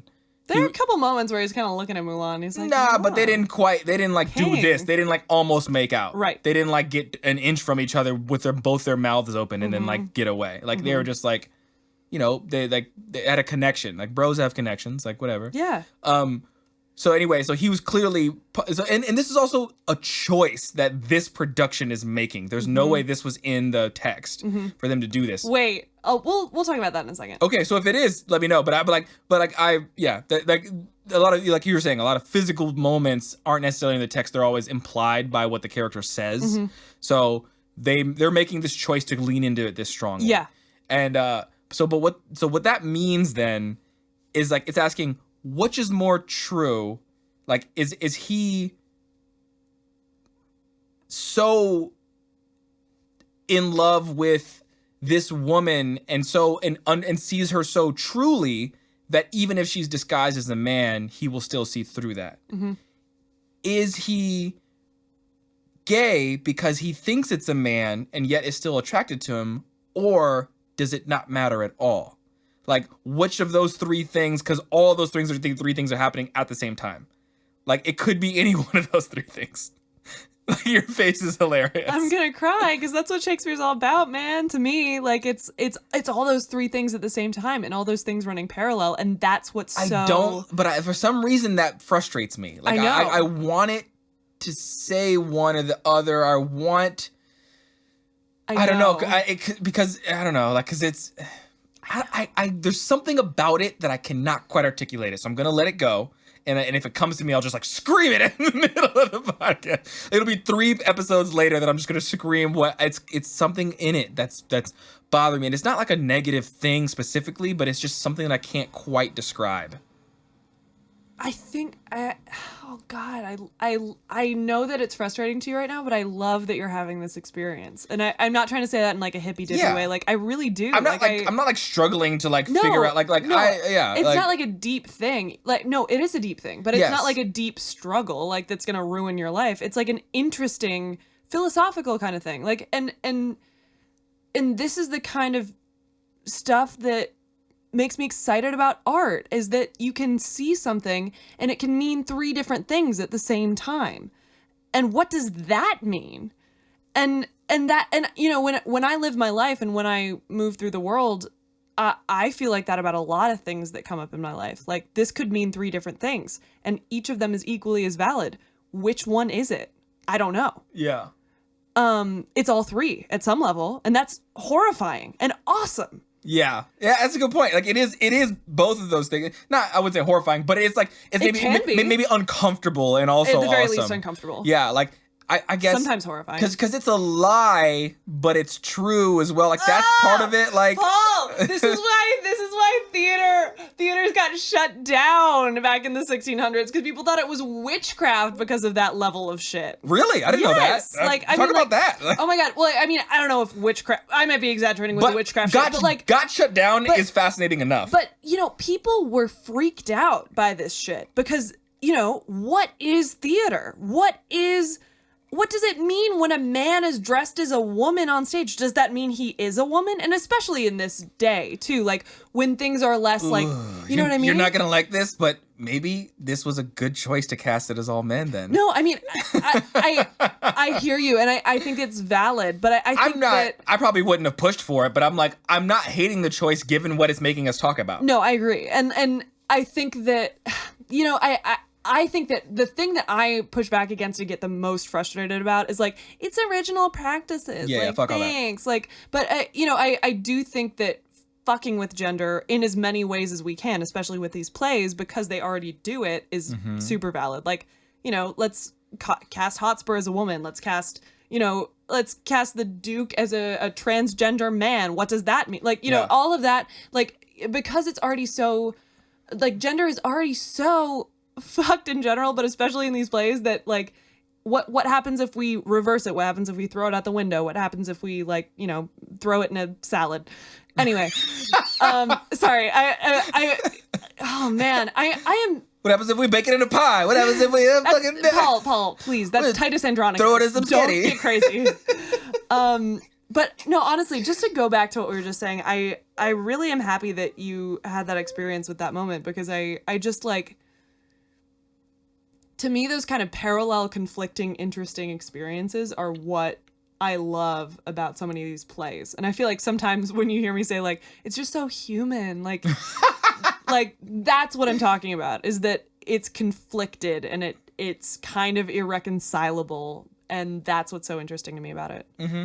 Yeah, because like that's what being human means to me. Yeah, that moment is super cool. I'm glad that they put it in, especially if it was a choice that this production made, which it feels like it was. No, and also okay, so let's get back to that for a second too. Whether it was a choice, whether it was in the text. So I think it's in the text, especially after watching that, and like you know beforehand I'd kind of like had inklings of it, but now like seeing them do it straight up as Duke Orsino is kind of having Mulan feelings for Cesario. Okay, what I'm saying is. This also goes like back strongly to the thing that I asked you on the last episode. Like, has a Shakespeare play ever made it like, not the last episode, but like I've asked you this before. Like, has a Shakespeare play ever made, as a new production ever made like something in the text better, or like it's like a cover of a song, like All Along the Watchtower, it's better than like, the text. Like Jimi Hendrix's All Along the Watchtower is like even admittedly by Bob Dylan is like a better version of that song. Like he saw the message and like the feeling and like translated into something that was, transcended the first. Right. So like is there anything that a through line or something like that that a new production saw in the text and made a choice for character to either do or wear or like say or like how they said it that like amplified and made a kind of a more concise or a more clear version of what was in the text? I think totally. I think it happens all the time. Yeah. Okay. I think in small ways a lot. Like I think that there are both times that, a new production, I always think about in modern day, like one small weird example of this is like when I put my hair up into a beanie and like put little bangs in front with the ends of my hair to like disguise myself as a dude, quote unquote, which I've done in like Shakespeare plays, I did in our web series, all that stuff.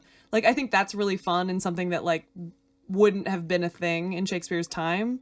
And like something that makes it really clear and different and interesting to have as like a gender switch on stage.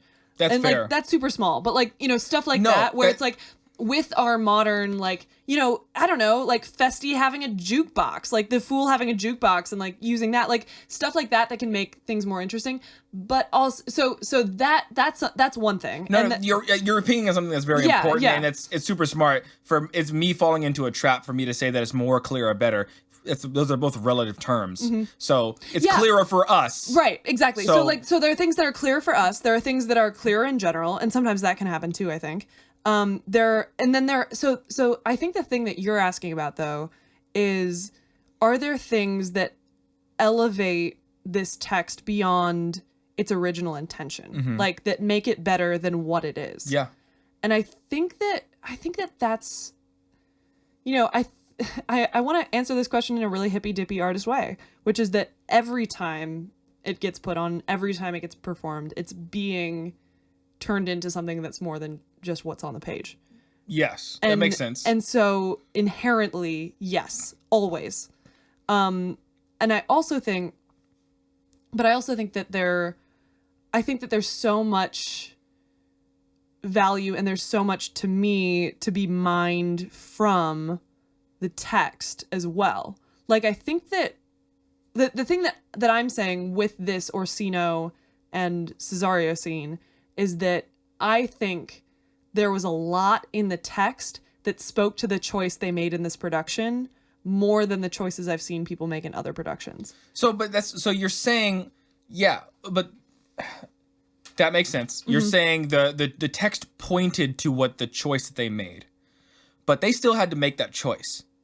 Like, so there is, things that need to be filled. There are inherent cracks in when you read a Shakespeare play, like when they just say they fight. So now we have no choice but to make the choice of like how they fight, where they fight, what weapons they use. Like there are things that we need, or like people are saying lines, but we still need to have people physically emote and show body language. So like, yes. So I'm just pinging the fact that we have to make choices beyond what the text says. Yeah. But that was such a specific choice to like have an entire scene worth of physical conversation that all led to one thing. So I think the text maybe implied it, but they still made that choice beyond the text. Yeah. So you're saying the text. You're not saying it's in the text. You're saying the text justifies the choice they made, but they still made the choice. No, I'm saying the other way around. I'm saying the text.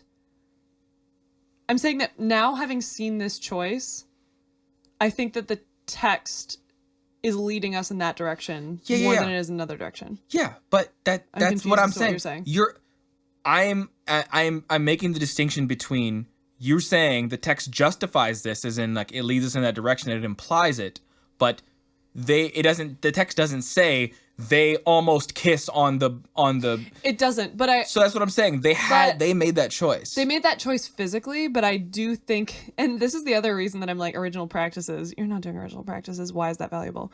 Because they couldn't have done that at the time, but I think that if Shakespeare could have done that at the time, he would have. Yeah, but Do you know what I mean? Yeah, but I think I'm being super technical here, and I'm not letting this go. 'Cause Yeah. like emotionally or like figuratively, sure. I there's no reason to really argue this. Like we're on the same page. But I'm saying that yeah, if he would have, sure, but that's them having to say they're having to conclude that because that maybe could be wrong. But like we won't know that because it didn't say it in the text. You're saying it's in the text. You're saying it's not in the text. I'm saying the text doesn't say to do that. They're taking the logical direction and they're picking up, they're getting the handoff of the football and they're running it to the end zone. Yeah, that's a good way to describe it. But my point is that that's still a choice that they had to make. Like they read it and they thought that that's where it was going, but they had to make that choice. Yeah, I agree with that. Especially on a getting to completely technical and literal level. And especially to get to the specific physical choice of we're about to kiss. Yes. Especially for that. That's all I'm saying. But the other thing I want to add to this is more so than what I'd seen before, and I was trying to figure out too, times I'd seen this before, I was like, is Shakespeare just being surprisingly sexist in this scene? Like, what is going on? What it feels like to me is Orsino is like trying to let Cesario know,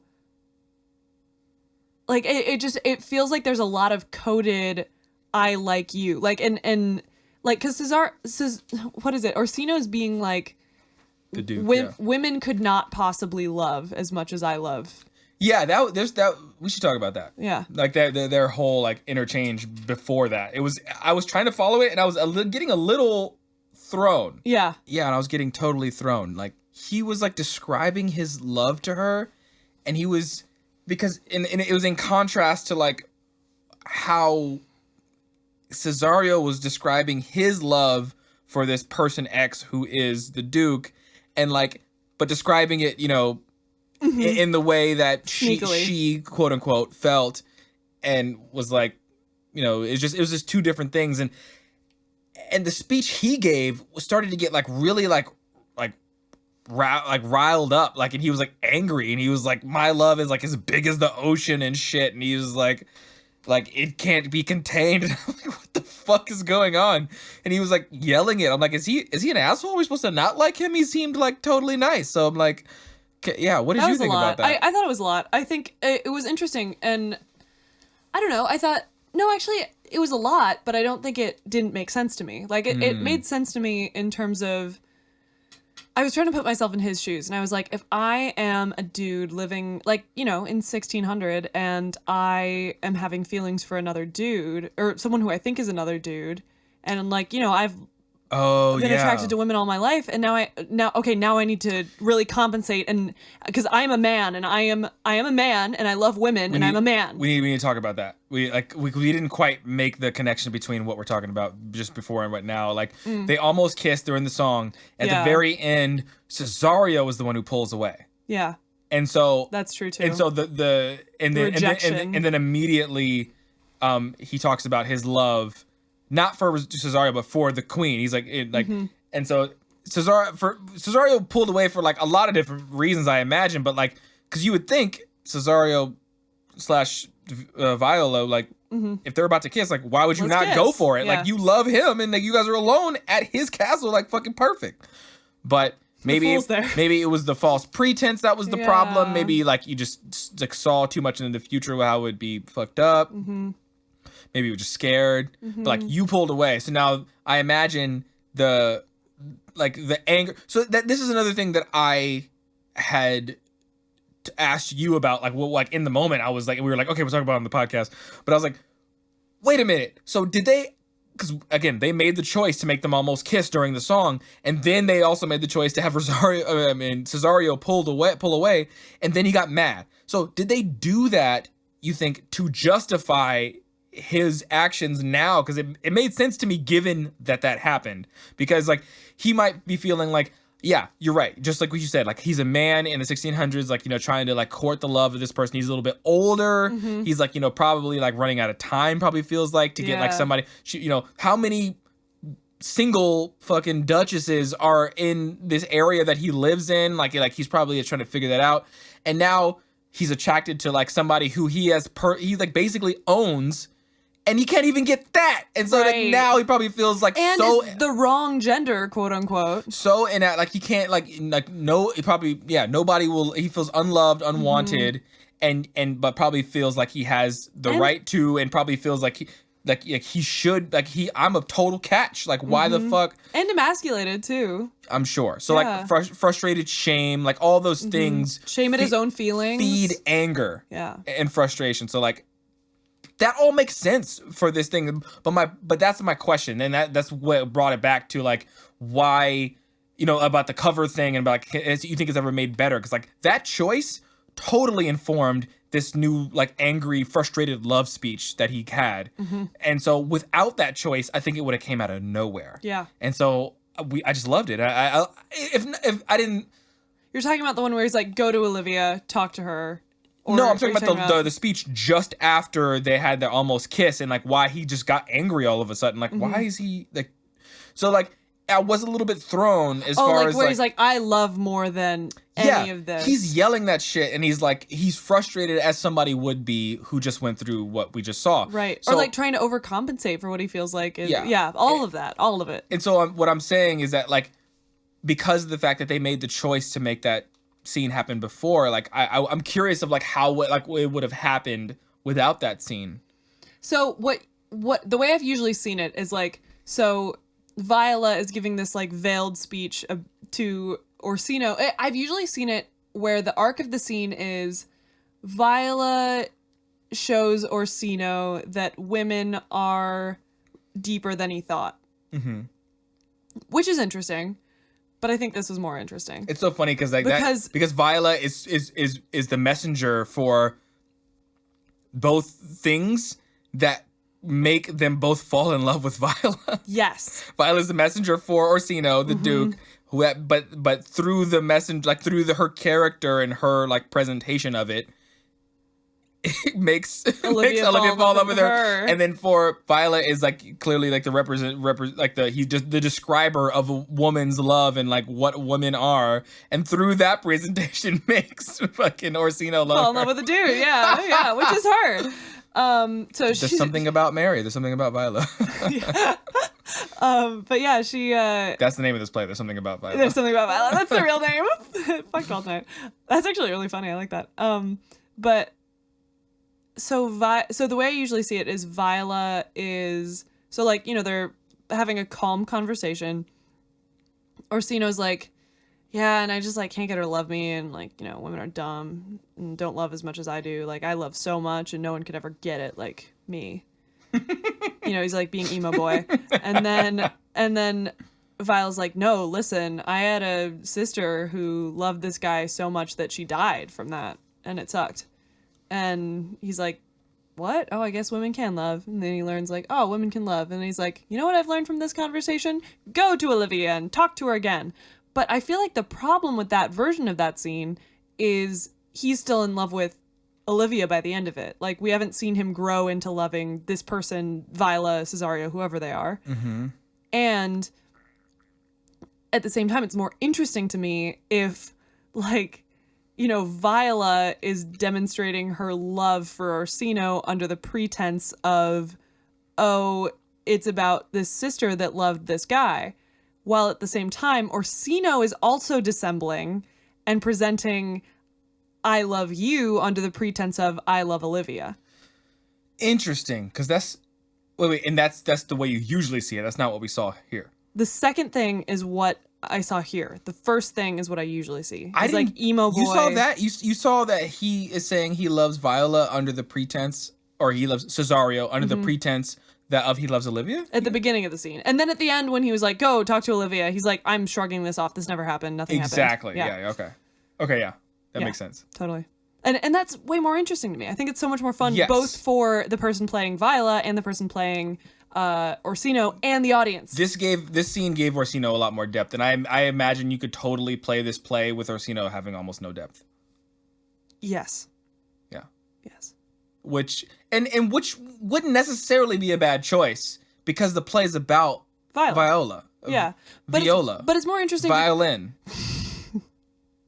Vienna sausage. A whole string section. But you're right. But Viola's so smart and interesting and complex. Like she, at some level, I feel like she deserves to be with someone as interesting and complex as she is. Oh, you're right, because I forgot they get married at the end. Yeah. You're. Don't get me wrong. This was very interesting. I'm only saying that making the opposite choice isn't necessarily a bad thing. And I mean, just by watching this version, I was like, oh, this is textually way more supportive than the other choice. Interesting. Yeah. Well, then there you go. I think so. I would argue that. I would like to have a piece of paper in front of me to argue it, but that would be my argument. I think overall, that was the impression I got. Yeah. I feel like some of this play was super serious, or like scenes like that was getting at something really deep. Yeah. And then there's other scenes when we go back to the comic relief. I'm like, what the fuck is happening? I know. Why is this in here? It's in here just to entertain the lowest common denominator. Yeah. And I'm like, what the fuck? Emotionally, tonally, it didn't quite match. So Andrew and Toby and whatever the fuck the new guy guy's name. came in halfway through the play, I guess, and he's just fucking there. What and is his name? I don't know. A lot of those jokes didn't land. They were funny sometimes, and sometimes when they were giving the letter to to Malvolio, and they're in the bush. That was funny. That was great. Yeah. That was great. It played really well. But some of the other times, I'm like, I have no idea these fucking jokes they're trying to tell. While we were watching none of it was landing. While we were watching this, and especially in that first scene when they were saying so many kind of obtuse 1600 jokes, and I was watching you watching it, I was like, okay, one of two things need to happen. We need to either cut most of this first scene with them, or, and this is my crazy revolutionist Shakespeare idea, is that for the upper class revisionist fancy Shakespeare people, idea. Exactly. For the upper class fancy people, for the people having the A plot, Viola, Orsino, and Olivia, and some other people, they keep the original Shakespearean text, and then for Sir Toby, for Andrew and Festy and friends, and Fuckface, they're just. I'm sorry. We just update it. Not even update it, but just change all the references and make it totally modern. And they're like a group and they're like a group of frat bros. It's like Bill and Ted's Excellent Adventure. It's like, Abed and Troy on Community. They're just some idiots that are in the modern day that can't even speak Shakespearean text. That's my weird idea that I had while we were watching this. I mean, it would not fucking matter. Tonally so for the play. I think it would just be funnier. Yeah. I mean, or just if nothing else, if you want to, I would empathize with somebody who was like, no, you can't change it that much, then it's not Shakespeare's play anymore. Mm-hmm. Fair enough. But at least all these jokes they're trying to tell are references they had. They don't Fuck land. all of that, dude. A lot of it's pop culture. A lot of it's just general references we don't get anymore. Yeah, so they referenced a sonnet that was popular at the time. Come on. The references. Yeah. If those are clearly interchangeable, and I think that would still retain the soul of the play. Yeah. So when I see a lot go ahead and do that. This is our semi-annual per episode reference to Backroom Shakespeare. In Backroom, I've seen people do stuff like that before, where they just replace a reference with a reference that makes sense to us today. Good. Exactly. Oh my god, dude. I think that's exactly what should happen. And I have a lot of every time we watch these, I am always extending a lot of energy towards trying to fill in the gap where I'm missing it. Yeah, because you're dope. But that I was glazing over because they were really doing it too much, and it went on for too long. So I'm like, you establish what you need to establish about these people who don't fucking matter at all. Right. So just fucking move on. Yeah. Yeah, and it's you've got the tropes where it's and I don't. One was drunk, one was fucking stupid and prissy. Yeah. You got it. I got it in 5 seconds. We did not need all those jokes. No. That did not work. No. Just give them better jokes. Bring in the writing team. Bring in Michael Shore. Let's do it. Because I'm on board for the hijinks and the humor. It works, and some of it did work when it was moving the plot along. Mm-hmm. But if it was just them fucking sucking their own dicks, like make at it least funny or get rid of it. Exactly, exactly. And I think the thing is, like, make it funny. Like, I would totally, like, let's put in Donald Glover, and I can't remember who plays We've been Abed. watching so much Community, and Chloe cannot get off of the Community references. But, like, honestly, like, and and make Andy Samberg Tony Belch. Like, let's do it. Like, but you gotta. Andy Samberg would be a good Andrew. He would have a field day. Like, you know what I mean? Like, we could just, like, change all, like, just put them in there, let them, like send them off in a corner, come up with some good jokes along the lines of these characters that can, like, interact with Malvolio in the right way, interact with Viola in the right way. Yeah. Call it good. Modularly break up the things that they are referencing and just go ahead and just add new jokes. Like, we're saying the same thing over and over. That needs to be updated, or, like, that needs to be fixed. Whatever, that section of the play needs to be fixed. I agree. Anyway, I don't know if we're, like, coming back to, like, where we are, but so we have the establishment of Olivia loves Viola, fucking Viola loves the Duke, or Tarantino was his name? What? Orsino. I'm just joking. Olivia loves Duke Orsino. Does he like Orsino wants / loves Olivia. So that we have a classic love triangle. Yeah. And we have a little bit of a side thing, is that the brother gets introduced, and me and you, like, paused it because we're like, is that the same actor? Who's this? What's going on? Because we have and I wrote down like Viola has a brother, and I wrote exists. Like right. That's basically we having a scene just to show exists, and I'm like, oh, is not dead. I was like, for sure are these about to be mistaken for each other. Yeah. Same outfit. I was like, hair, I see it coming a mile away. I love too, and I didn't notice this till later, but I thought it was funny how the only difference between them is, quote unquote, girl Viola has red lipstick, and the other boy has just, like, kind of light pink lipstick. We both had a real, like, minute or two where we're like, is that the same actor? We really did. It was great. What's going on here? I have always wanted to do a comedy of errors where, like, both the sets of twins are this is the same actor that enter and exit. Fuck that, dude. That'd be too much. But I keep wondering how you do the ending. Like, how do you do the ending? It'd be too much.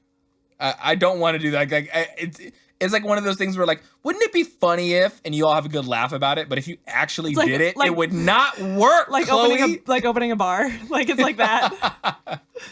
Wouldn't it be great if, like, that's funny for this joke only. I just have to say, too, I keep looking down at my notes, and I've written over and over again for each of these scenes, gay, gay. And then I wrote, gay. This play is so gay. Go ahead and say it. No, it's like, and it's I thought you were going to make the Chang joke from Community, like, ha, gay. Yeah, right. That's what this play is. That meme is, like, it's over great. and over. I love it so much. It's like, oh, God. Like, it's so funny, too. I just think about, like, little puppy Shakespeare, like, back in his day, being all in this very religious heterosexual world. And, you know, if we look at his sonnets even, like, he clearly, like, had some feelings that weren't just for some women. And again, this is me theorizing. I theorize about Shakespeare. It's fine. I mean, I think you're, like, putting it in a super simple nutshell. I am. And I'm like, and I'm extrapolating for sure. I'm just imagining his life. But I'm just imagining, like, you know, this dude that, like, you know, either did himself or had friends who, probably because he was in a very, like, you know, artistic community that attracts a lot of people that are misfits and a lot of people that don't feel like they fit in anywhere else, you know, that were going through these things where, like, they had these homosexual relationships that they couldn't, like, be out in the open about. And, you know, just him either writing from his experience or his friend's experience. And I don't know, it feels especially poignant to me in this play. I don't know. I would say I don't know what it is, but I think it's just a lot of subtle things that couldn't be as direct as maybe he wanted them to be, but are definitely there. Yeah, there's a high level of truth that transcends the time period and the culture. Like, I as an outsider am very. It's hitting me. It's very clear through all the plays that we're watching that this is something that. Yeah, that is this what I just said, like transcends the time period, and like it's a level of truth about humanity that at least encompasses that whole time period, the last, like, what we have for like our A reference. our within our what's the word I'm looking for? Recognizable societal norms. Like, Yeah. like even like from like now to, hundreds and hundreds of years ago, for like societal norms that we can recognize about like, economies and jobs and, and like things like that exist. Like there's things about humanity like that have to function in those things. Like my point is that there's like biological things about humanity that will transcend even that. And like between, just what humans want and need and like, and then also and feel. And so anyway, I'm kind of like it's diffusing in the point I'm trying to make. I think what you're trying to say is that Shakespeare is just so human. Fuck off. But I guess I'm just on a large scale. I'm trying to agree with you. I'm trying to agree with you that like I hear you. That but I feel like the thing that you're almost saying is like, God, I'm trying to bring this into like a very like cohesive like couple of sentences, but like it's something that I don't think was very alien back then or alien now. Not the things that Shakespeare was talking about, but I mean even the things that he's against, or like the things that he's writing in contrast with. Yeah. Like imagine, like an American, like 60s idealized like white like suburban neighborhood where like you couldn't be gay. Like there's that same kind of social pressure to not live in the way that like within the normal variance of human nature. There's only a small window that's acceptable in society. Right. So like, I mean that I'm saying that like when you were saying that like, oh, and like you were saying like imagine the time period in like the within this heterosexual world. I'm like, that feels very like almost on certain levels copy pastable to now. Yeah, exactly. And that's kind of what I'm saying too, is like part of the reason that I can imagine that, or we can imagine that, is that some of it's still, in not exactly the same way, but in an analogous sort of way, applicable.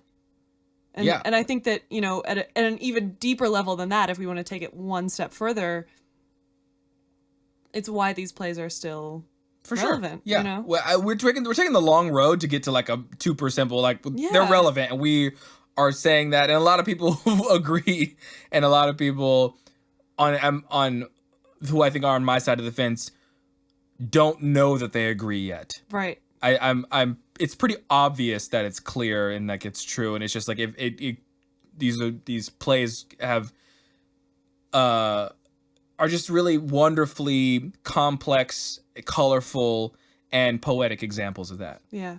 For sure. So took a long road to get to a simple point. So profound, it's obvious, which is something I like to say a lot. Which is, I love it. Those roads you go down and just be like, wait, it is good to be nice to people. Like, yeah, fucking. I love that. That's the example you always give for that one. It is good to be nice to people. Which is like, it's the more you think about it, the more complicated it gets. But then like, not that specifically, but like a lot of these points we end up coming to. Yeah. But I feel like it strengthens the net that was already there. Yeah.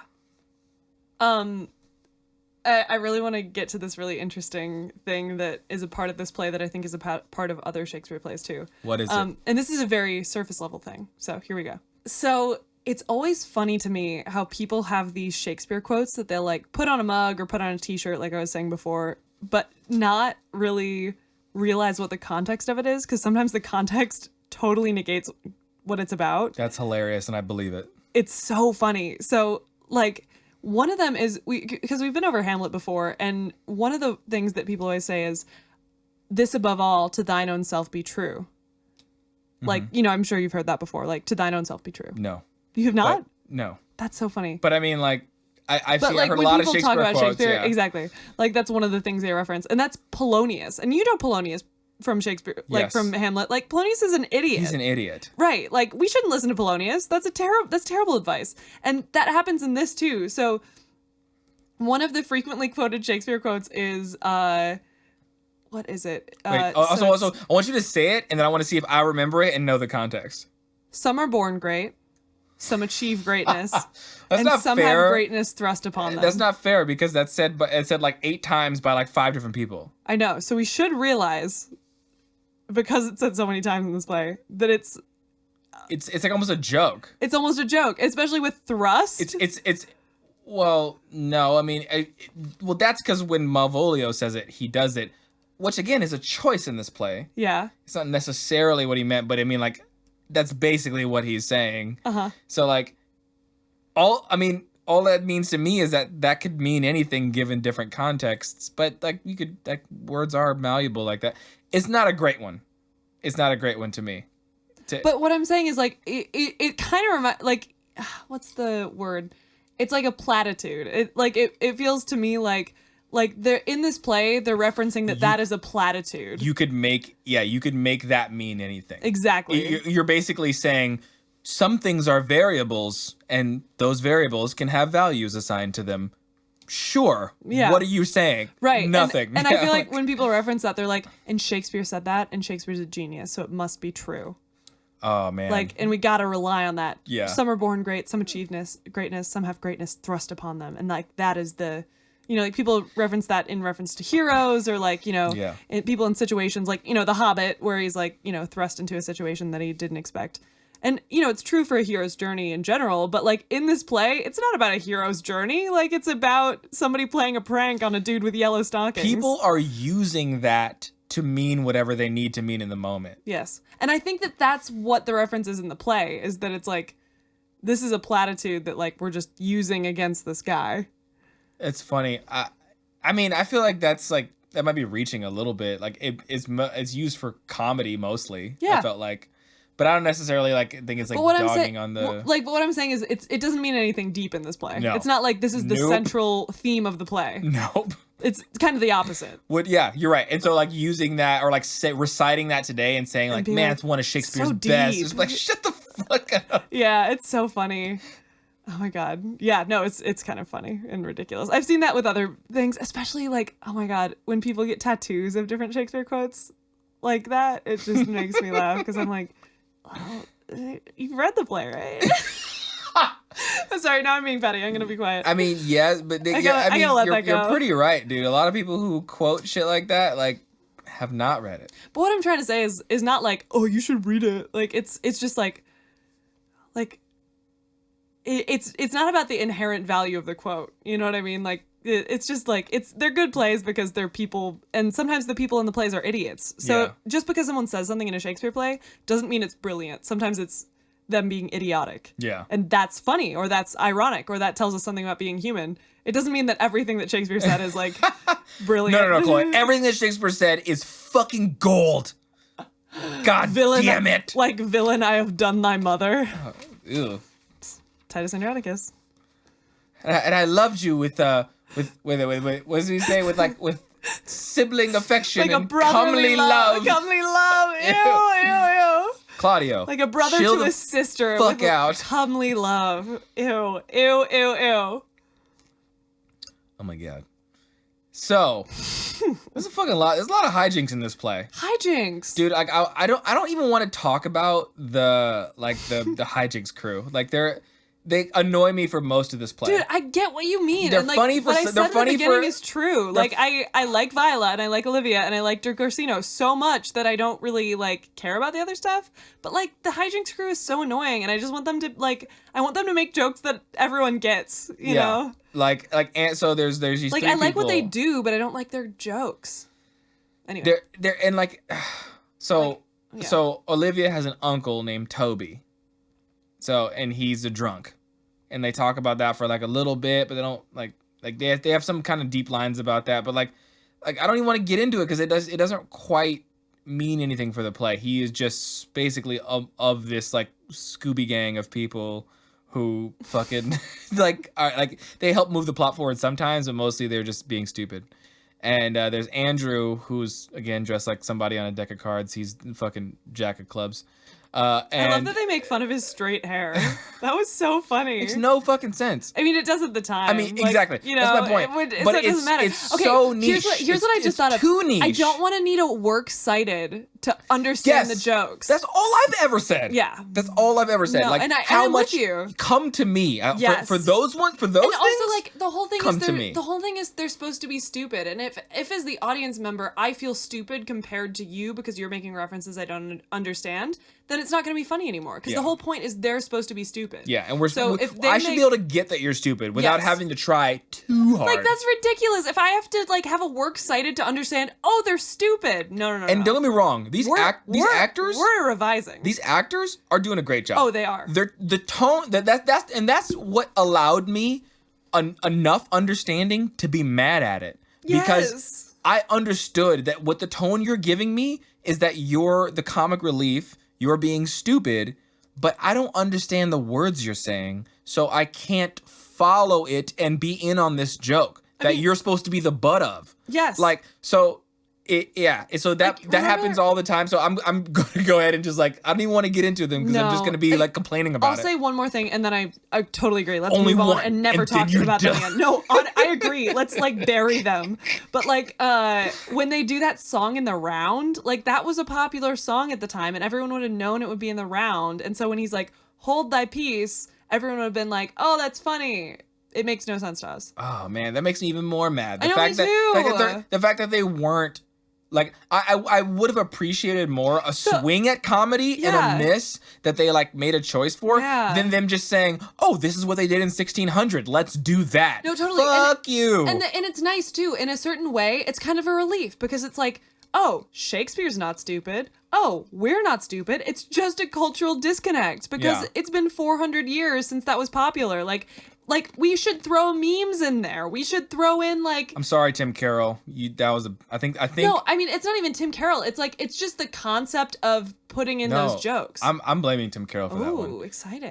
Spicy. And that is my value for, again, what our allegiance is for what we think you should put... Like, you're putting on a Shakespeare play, you're putting in the Globe. There is, like, I guess if we're talking about a tradition of Shakespeare... If there's ever a place where you're going to hold to tradition more than any other place, it would be the Globe, I guess. Yeah. So that's fair. That may not just be Tim Carroll's call. Right. That may be the board and whoever is, like, you know, running that theater. But, like, whoever the powers that be that, like, influence that decision to be made, like, I don't know. And this is also, like, a personal decision, but, like, yeah, the traditions start based on necessity. Yeah. And so to hold to them, like, stubbornly through ages and generations where they no longer have meaning is, I think, futile. And I know that's hard to hear for a lot of different reasons for, like, you know, and I think this for about all tradition. So this is just one of them. So expand that if you will, if you're mad at me already. But, like, yeah, I mean, like, I think they should be updated. And so, like, and especially for places like that, like that the necessity of that tradition was, why are we fucking here? Yeah. To enjoy this play you're putting on for us, not to have a, like you said, have a work cited to understand the reference you're giving us. Yeah. So to beat a dead horse, I'm not about it. Yeah. I'm not about it. Okay, can I ask something? At the end of this episode, I want to, because like things are formulating in my mind, I want to lay out my ideal production of Twelfth Night because I have so many ideas now. Honestly, Chloe, I don't think your ideal production of Twelfth Night is a good fit for this evaluation of Twelfth Night that we're doing. It just doesn't seem like it matches. Like, I don't know if it's gonna go together. Like, we're talking about Twelfth Night. I don't want to hear your ideal production of Twelfth Night. Like, does that make sense to you? I need a works cited. Fucking yeah, of course, let's do it. Anyway, I'm so excited. I can't wait to tell you about it. So yeah, I don't even know where we were in this play, but so yeah, we've established that there's a love triangle and shit. There's the brother, you know, looks and sounds the same as Viola, and yeah, they. You know, like, everything is set up for it all to fall down. Mm-hmm. And then eventually we get to the end. Yada, yada, yada. Yeah. I don't want to spend time like rummaging through my notes as far as like chronologically what happens. But I feel like we've hit upon everyone and what happens to them and shit. Yeah. Oh, can we talk about talk about Mary? We haven't talked about Mary at all. Okay, no, Mary is my favorite character. Okay, listen to me. Mary was not my favorite character ever until now. She was my favorite character. She was my favorite character. I'm surprised you haven't talked to her really much. Talked about her really much. Yeah, no. Like so funny. Awesome. So like such a bitch. In the best possible sense of the word. Yeah, she's like vindictive. The most interesting sense of the word, at least. But vindictive, but I still like loved her. Like I was endeared to her because she entertained me the most. Yes. And it's like, you know what it's like? What? Okay, I'm referencing back to our TV shows now. It's like Gina in Brooklyn Nine-Nine. That's exactly what she's like. She's like, oh, she's a bitch, but I love her. I feel like I've been like feeding you like good snacks, like all these TV shows that I've nachos, seen, bro. And I'm like, Chloe, watch this one now. Have and a you're snack. like, and then I'm like, watch this one now. And I'm just like feeding you good snacks. It's like it's a weird kind of like because like I didn't make the show. I just like told you it existed. I know. But somehow I'm taking credit for the fact that you like it. Oh my god. Don't worry, I know that it's not because of you. Just kidding. I enjoy sharing them with you. It's dope. Everything good that you like is because of me. I'm gonna go. No, just kidding. You like Shakespeare because of me, and that's the greatest joy of my life. So that's a good point. There you go. I honestly would not have taken this much of an interest if it wasn't for you. I know, and that makes me happier than so many things in this world. Are you okay? I'm fine. Talk about the play. So there's a moment. So like Mary is the servant of Olivia. Yes, and she's dressed like basically like Cinderella's aunt. Like yeah, and she like fancy old school maid. Glides around as well too, and they glide, man. Where are the segues? It never stops, and like we talked about it once. It's unrelenting, but it fucking keeps happening, and we just keep. Just imagine this whole play. Everyone that's playing a woman is just gliding like 20 times. Like we're like evaluating it. We're like writing notes. We're laughing. We're like, is that this? Is that? And then like every 10 minutes, we're like the glide. Yes, and like here's the thing too. Like Mark Rylance. Like, does not really stop moving. He's like, at least half of the play, he is gliding. Oh, you know, so that's what I want to talk about. Yeah. About the men playing women. Yeah. In this play. For some reason, I had some like not realistic, but like emotional connection and therefore prediction of the men playing it to be like Monty Python. To be like, funny. Oh, hello, Daddy. I want you to do like just like this obnoxious, high pitched, like overzealous portrayal of a woman. Thank God they didn't do that. So when Mark Rylance came out and then convinced me he was a woman in like 5 seconds, I was immediately like, oh yeah, I forgot. Whatever. Like actors are good and they can play different people. And that's funny. That also makes me feel good in terms of like anyone can play anything at some level. And we've talked about this. That doesn't mean that across the board, but like we've had a long conversation about that. We've had arguments and conversations about all these things, and we could go on forever. Yeah. But anyone can play anything is the wrong thing to say. But like human experience is fluid. Yes, and suspending your disbelief for a lot of things, especially for theater, like gender swapping is like a very small step. We believe, for most cases, for 99% of cases, for what the purpose of the 99%, the purpose of 99% of plays. Yeah. So I was like, Chloe, you can't play Mike Tyson. But yes, which for the most part, I wholeheartedly agree with. For the most part, like for the things that we're trying to tell, the Venn diagram of overlap is overwhelmingly the same circle. Mm-hmm. Okay, now that we're past that, I feel like what I just said there is like kind of beyond reproach. That's a whole other podcast. Yeah. No, I'm saying I'm saying I was general enough to like feel like that's like there's not a lot of arguments against what I just said. That was good. Thumbs up. So let's move on. So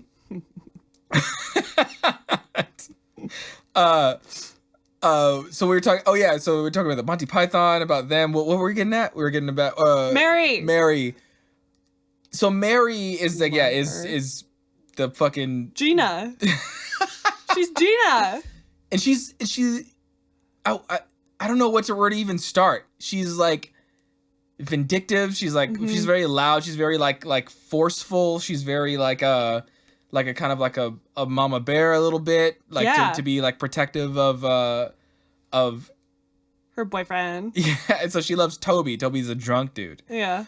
So she's just kind of in the story and doesn't do much, but what really ignites her purpose is when the fucking crew, the goddamn hi-jinx crew. I love hi-jinx crew. That's exactly what they are. Is just downstairs singing their song and they're doing all these jokes and they're just like laughing with each other, and none of these jokes are landing. It goes on for like 5 fucking minutes, and they're singing their song, and then she comes down there to be like a good fucking maid, and she's like, "Calm down, my lady is sleeping. Like you're making all this fucking noise. Like I gotta do my job," and then they tell her to like get them food or get them snacks and shit and get them more drinks, and she's like, "Well, you're the Lord's too, and I gotta fucking do my job, so like I'm gonna go do it." And she goes get them the drinks, and then Malvolio, who's like, you know, like fucking like teacher's pet to Olivia, comes down and says like, "Shut the fuck up, like we're all sleeping here and like you guys are like making all this noise." And they're like, fuck off, like whatever. And they're kind of like the same rank, so he can't really do anything to them. Mm-hmm. So he blames fucking Mary. And she's like, "I'm just trying to do my job here. I told them to be quiet." And then like they really do a good job of like making this moment like really awkward and silent when he's just like, "Yo, it's fucking your fault. I'm gonna ruin your reputation with Olivia. You're the enabler.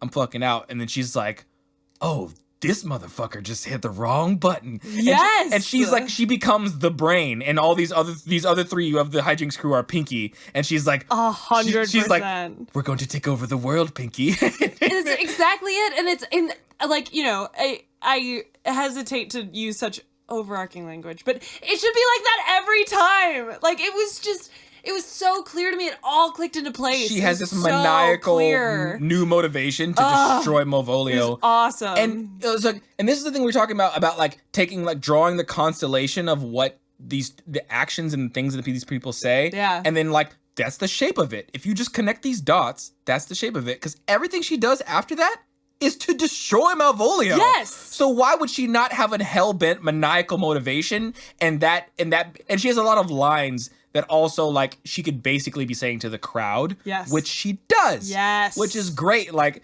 and so, like, and so everything that happens after that is very much B-plot and does not, and it overlaps, but, like, doesn't emotionally overlap with what's happening to our main characters and the love triangle / foursome that, like, happens with the rest of it. Yeah.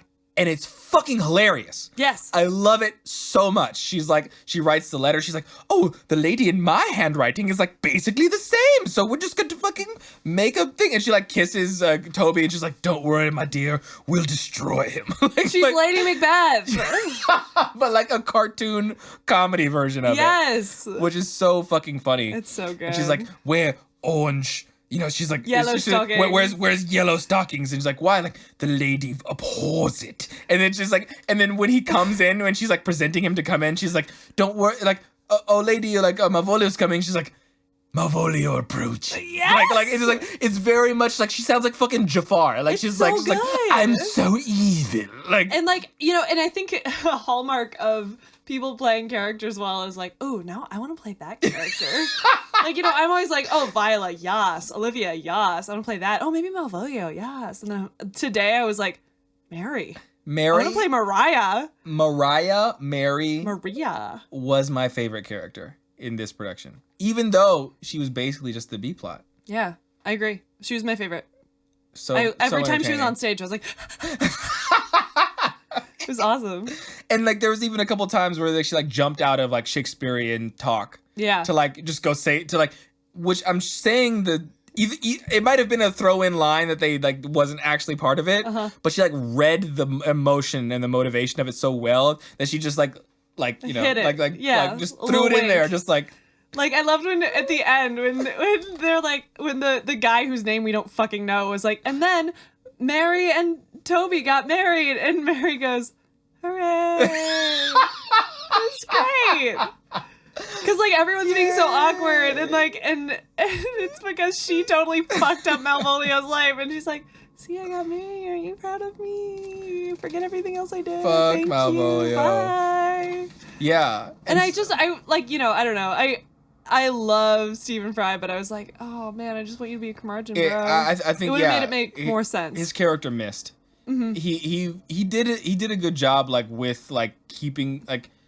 I'm just fascinated with like the level of difficulty with Shakespeare. We're talking about like the high wire act. Like it's so high. Yeah. Like if you have 10 sentences in a row to say, keeping me interested and not feeling like I am gonna fall asleep after like 5 of them is already like an achievement. Sure. Because like the arc within an arc of the point you're trying to make. We understand our language, but if I was speaking with with these weird sentence structures, these weird word choices, and these weird references that I don't understand, to like my inflection is creating an arc and like building towards something and going, and that arc is going within another arc within another arc. So if you don't understand exactly what this character is trying to say, you won't know how to say these words. And like, I'm going back to square one, like with Shakespeare 101 with this point. Is good. But like, just. I'm still it is not lost on me, and I don't forget to be appreciative of an actor who can still do that, or who has still made it like the good enough choices to like help me be where they are as far as like the point they're trying to get across. Yeah. On a bigger obtuse level, he or the director made, I think, poor and uninformed choices about what that character was supposed to be, and I think that I would never say something like that about Shakespeare because I don't feel very qualified if it wasn't such an obvious case of a miss swing. The fact that smile joke was obvious that he should have been a curmudgeon the whole time. And yeah, stuff like that. And the fact that what his character's motivation is as far as what he wants should have made him be a more vain and selfish character. And Stephen Fry is such a wonderful human being. I'm not sure, he just, for some reason, he just didn't decide to do that. He was very earnest and very like honest, and I'm like, that character's not honest. Right. That character's a fucking Scrooge. I know. Be an asshole, please, Steven. Just kidding. Maybe he doesn't know how. I don't know. I bet he does. We all know how to be an asshole. Just choose not to be, which is great. So anyway, is being nice to people good? So to fast forward through all this shit, to get revenge on Malvolio, they write, fucking Mary writes a letter. Can we talk about the letter? Can we talk about the letter that Mary writes? Mary writes a letter to Malvolio to be like, oh, I'm Olivia, and I love you, Malvolio, and now I want you to wear yellow stockings, and smile. I want you to smile, and then I want you to come fuck me. And so like, that would have been a fair enough letter. But that letter had so much in it. And it was like a riddle and also like prose of that like, and he read like the rest of the letter. It was like pages and pages of poetry. What's up with that? Like it did not need all of that. I don't understand why it was that. Like the whole MOAI thing. It was a a riddle that Malvolio didn't really solve. No, he didn't. And it made us feel like, wait, is there more to that? What's going on? And also this went on forever. And then he wrote, and then he like, the riddle would have been enough. The riddle, because he concluded from the riddle that my lady loves me. And then he went on to read the rest of the prose, as he called it, like the poetry. Yeah. That led us nowhere, really. But Mary wrote this. What the fuck was going on with that? Like, I don't understand that. Yeah, I mean, I don't know. I think it's pretty long for sure. It's really I think that it was funny to me, and I think it was a good choice that they had him have a false exit and then come back on and be like, "There's a postscript," That's and that funny to me too. that That was made funny. it make more sense. That it's like, oh, this is excessively long. It really was. So anyway, They like leaned into that, which I thought was good. Yes, and that the more they lean into the comedy stuff, it really helps me buy shit that's not realistic. Yes, because like it's whatever. It's a comedy. Like it's. And that's why, like, it kind of leans in. It all kind of like blends in with like the general consensus or like idea that comedies feels very cheap. Yeah. Like some comedy does, and like sometimes it is. It's just like I just fucking like stop overanalyzing. It's comedy. Just let it be funny. So emotionally, like that's where I kind of connect it. Like if I'm getting the comedic tone, I let a lot of things go. And so sometimes with a play, especially for stuff like this part, leaning into that would help me because I'm just be like, cool. Like I know to just like only soak up the things that you're trying to tell me and not try to like catch you on anything that you're like that's incongruous. It feels like something that could be cut a little bit. I also like, oh man, I wish I could take you back in time and show you Larry Endo playing that. Oh, I believe it. I've seen him in enough stuff to where like I think I've seen him in two different things. Yeah. And I'm like, I totally see exactly how he would have done it. Man, I love it. I want to see that again so bad. But yeah, no, like just like him trying to figure it out, and like, you know, he's like kind of a robot, or he's kind of a like, you know, he's kind of like, it's like the gears starting to come to life, and him being like, I could be romantic, I could be this, you know, it's just funny. Steven, like, I love him so much. I loved him so much already. That like but he's too honest. Like he should have been somebody who is delusional. Yes. Like he should have been somebody who was like I just want somebody who's like, you know, I want a lady on my arm. I just want somebody to like suck my dick, and I want to just like, you know, be loved and, you know, just like have the things that I want. But I'm not vulnerable, and I'm not fucking like, I'm not like I'm not trying to connect with a real human being. I am selfish and I want something. And then he's like, oh, it's now an opportunity arrives. The bait has been set and I'm biting on it. Yeah. My lady loves me. She's a fucking queen. Girl, I'm about to have all this shit that I want. I'm about to have all this status. Ooh, girl. And then like fucking they're like he's like, now my lady loves me. Fuck yeah. Like I'm set. But he's saying it like he's Romeo. Yeah. He's saying it like it is the truest love there ever was. And it just doesn't seem to sync with the rest of the play, and like how, it doesn't seem to like ring true as well as I thought it would. Yeah. I'm not a fucking Shakespeare director, but like that's what occurs to me when I watch that. Mm-hmm.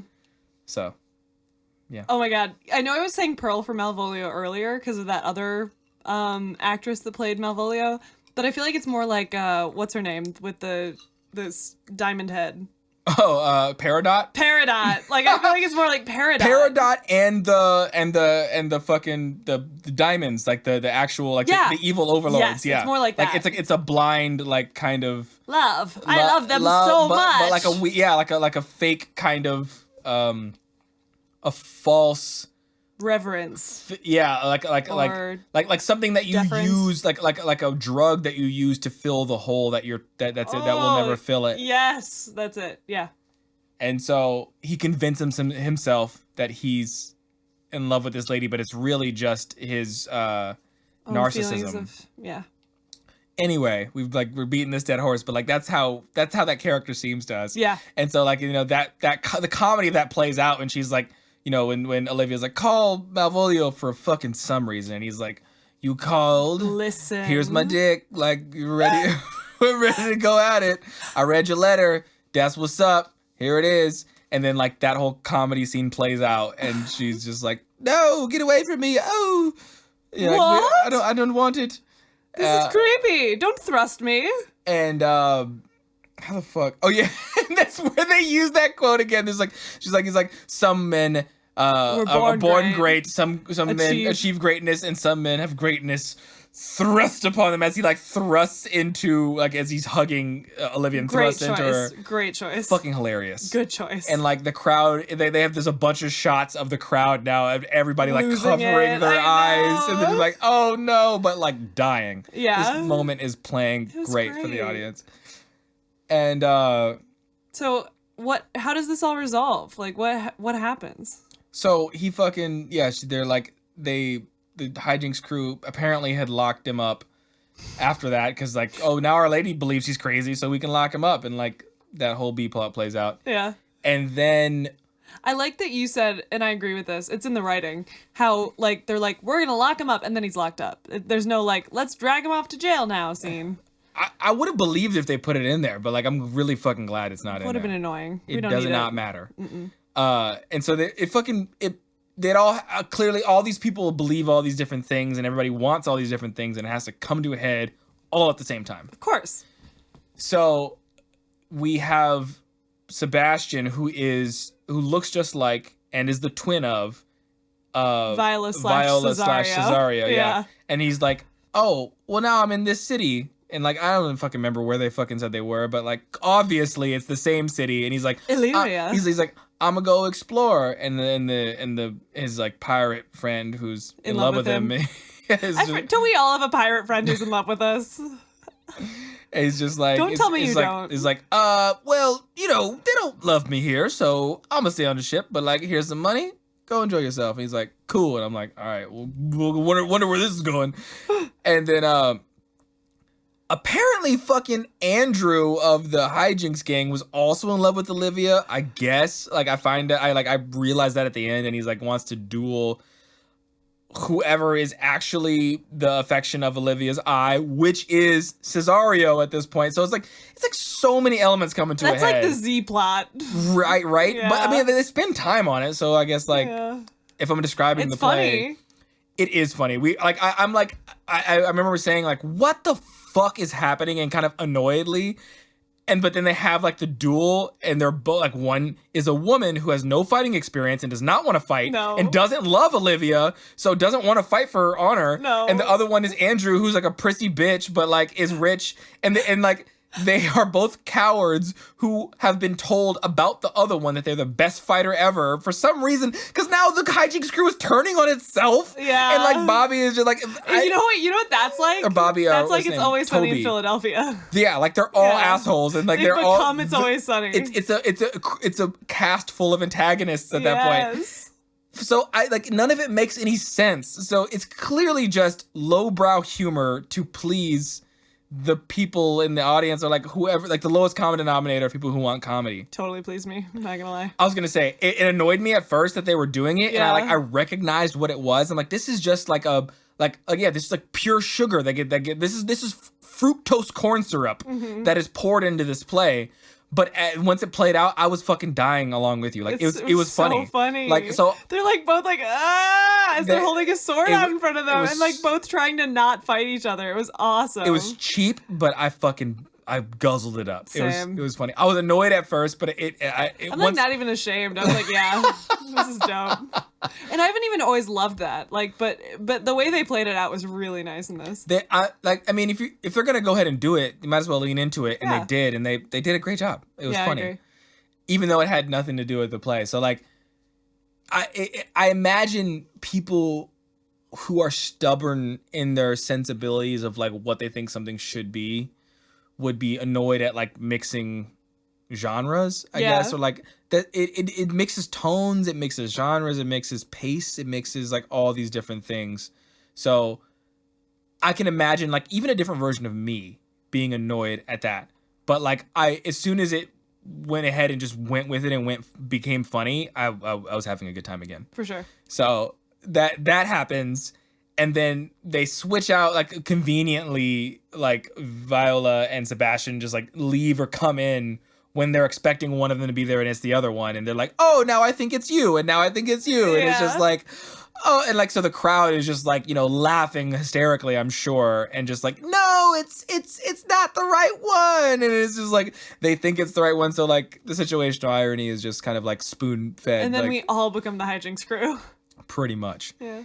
And it all plays, and I think I wrote like a list of people in arrows, like the pirate loves Cesario, but at this moment it's the pirate loves Sebastian, but at this moment it's Cesario. So like, and he's like, do you deny me? You don't even know who I am, because like he came to save him, and he's just like, at the very least be my friend. Nope. And then the Lord loves Olivia, and then Olivia loves Cesario, but at this point Sebastian is Cesario. So when Olivia jumps in to like, defend Cesario, won't you love me? he's like, and they have this whole moment where like Mark Rylance comes out with this huge fucking axe to fight off all these people. So cute. Very slapsticky, very funny. Which isn't in the script. I really like that choice. It was a great choice. Yeah. And then like jumps in and like lays a big ass kiss on the actor who plays Open Sebastian. mouth.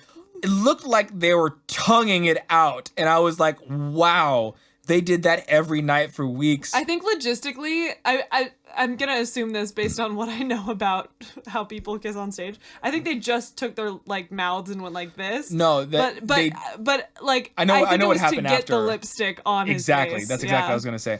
Well, one, it sent me down this rabbit hole. Like, I'm very heterosexual. I'm not gay, but I'm also not homophobic at all. Yeah. Like, I have I am comfortable with my sexuality. I do things that people maybe consider feminine.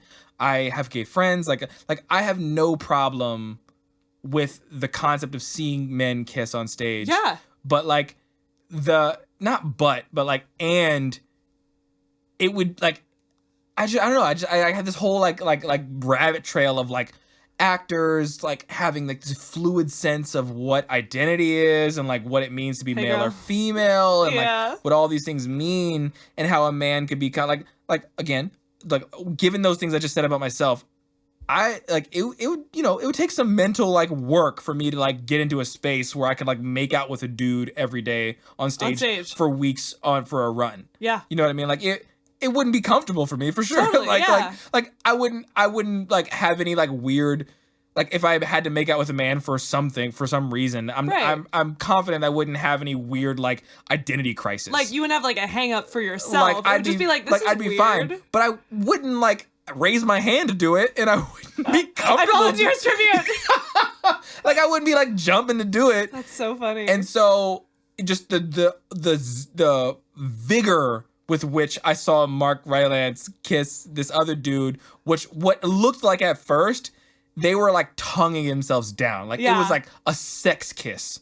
Like sex kiss. I like that phrase. Like straight up like sticking each other's tongues down each other's throat. I was like I wasn't like disgusted, but I was like surprised. Right. No, totally. I was like, what is happening? But then and it's like funny too but then because later like back on, in 1600 they're like everyone be heterosexual and also women can't be on stage, so everyone watch this very heterosexual kiss, which is very normal. Everyone go home and be heterosexual now, thank you for coming. Yeah, Like exactly. What? Isn't that awesome? It is, and again, I think it made it a more powerful choice for this play for it to be all men. Sorry. Like I just feel like part of me feels like it's kind of irrelevant now. It is now relevant now, but if this is the point they're trying to make with Drive Home with this play, it makes the point harder if they're all men. Mm-hmm. Or maybe all women? I don't know. But like it does do something for me for that choice to be made. Uh-huh. It helps clarify the point.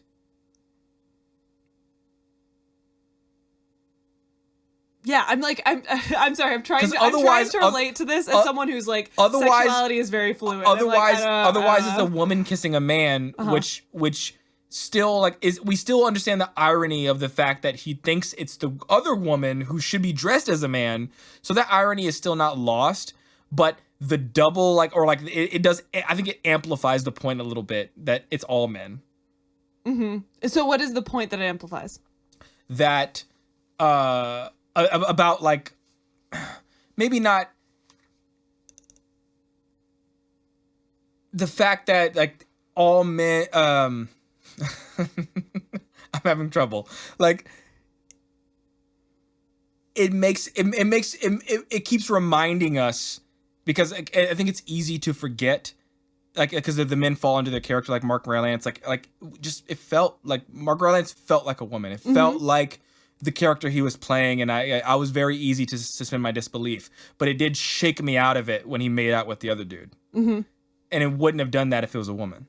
Mm-hmm. So like, I'm not sure what point it makes, but it does hit a little harder, and it keeps pinging that fact about how this was played and how the societal impact it might have had in 1600, trying to say these things with an all-male cast in a socially repressed society. Yeah. So like it made that stronger, or it did something more, the fact that it was cast all men. Interesting.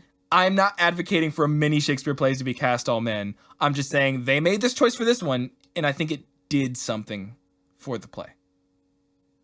I can't articulate exactly what, But that's all I can really I'm trying to imagine like hang my hat on. So what did we watch? Julius Caesar was very much not about gender. I'm trying to imagine an all-female Shakespeare play that's totally about gender, like Twelfth Night, or like, I don't know. I would have to think about it for a while. Like Midsummer or something, maybe, like where it's kind of entrenched. Like a lot of gender stuff. like if Twelfth Night was all women, would it just mean the exact same thing, or would it mean slightly different things because it's all women as opposed to all men? Maybe both, neither. I don't know. I'm kind of confused. I'd have to like think about it.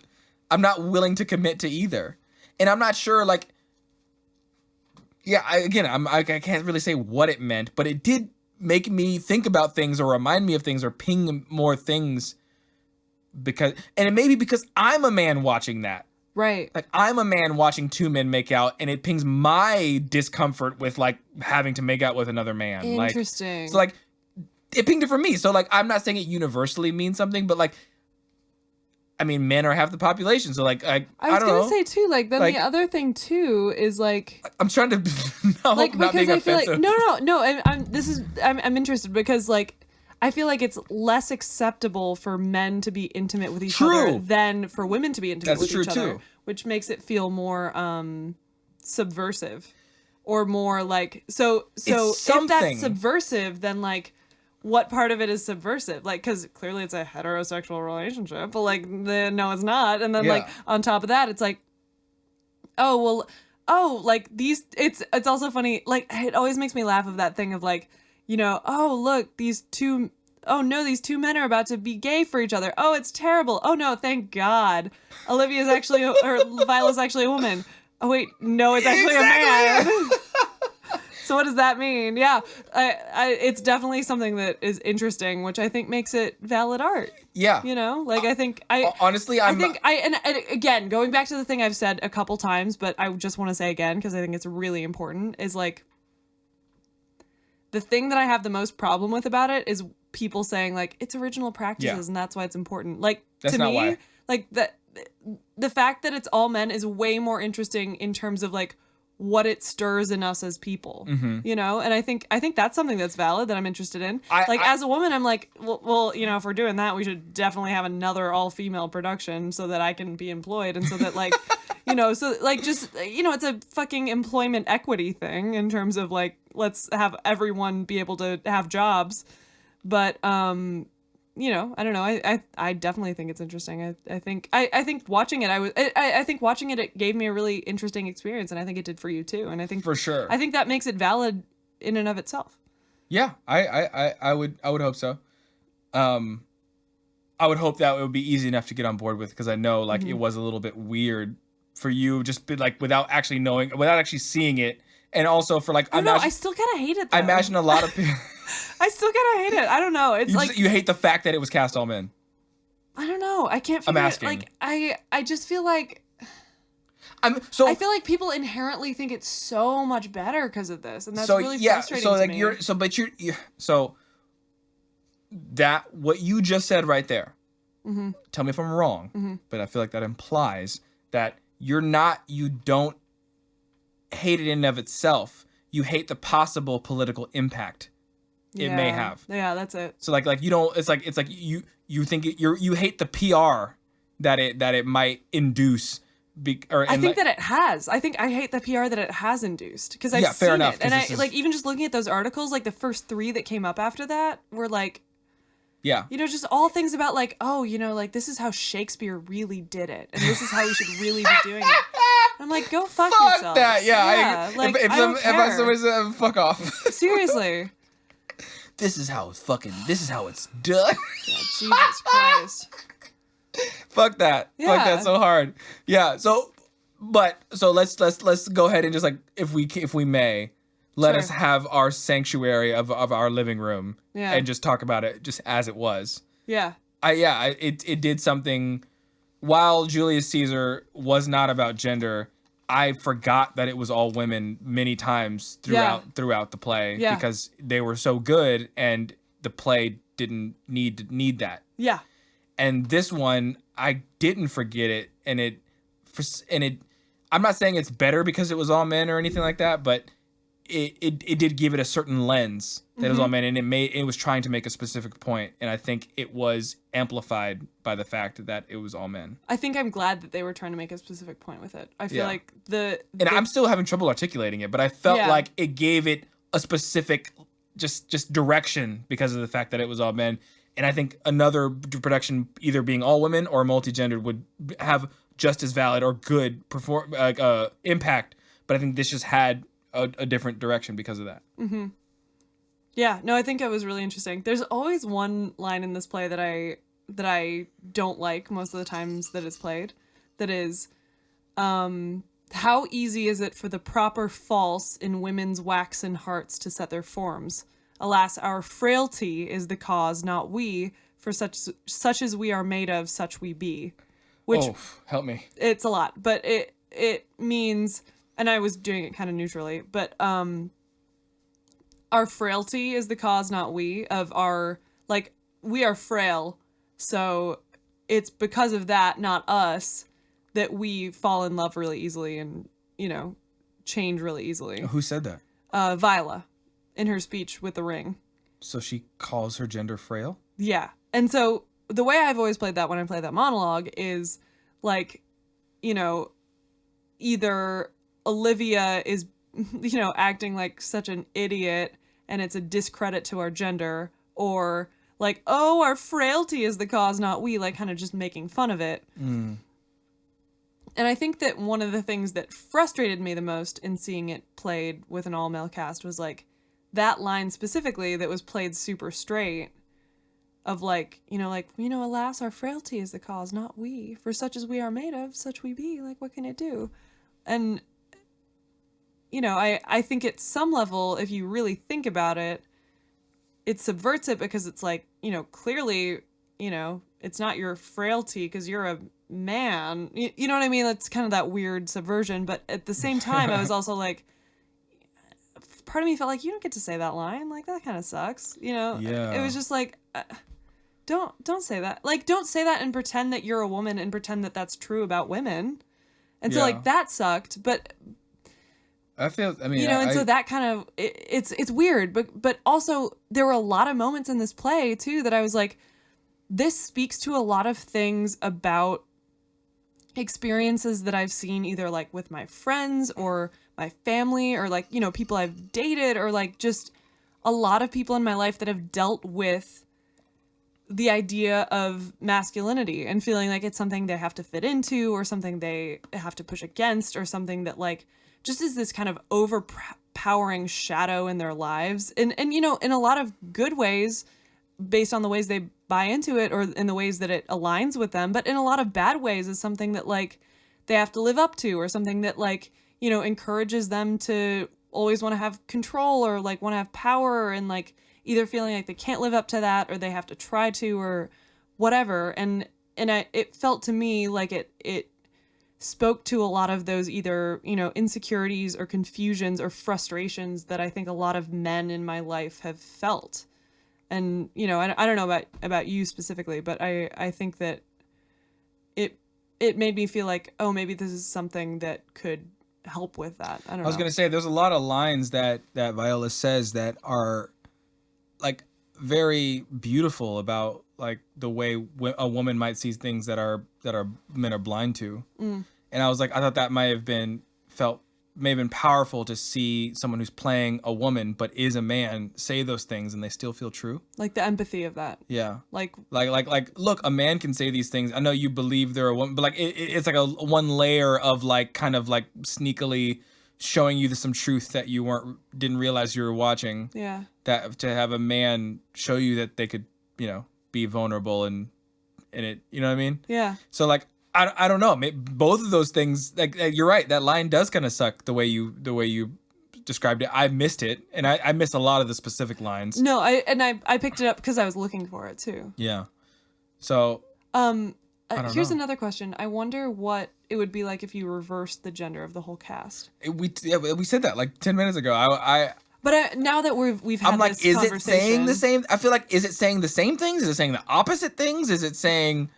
Like I think it's saying different things. Yeah. I think that there's value in this version. I think there's value in that version. I think there's value in an all-female version. Like, I don't know. I think.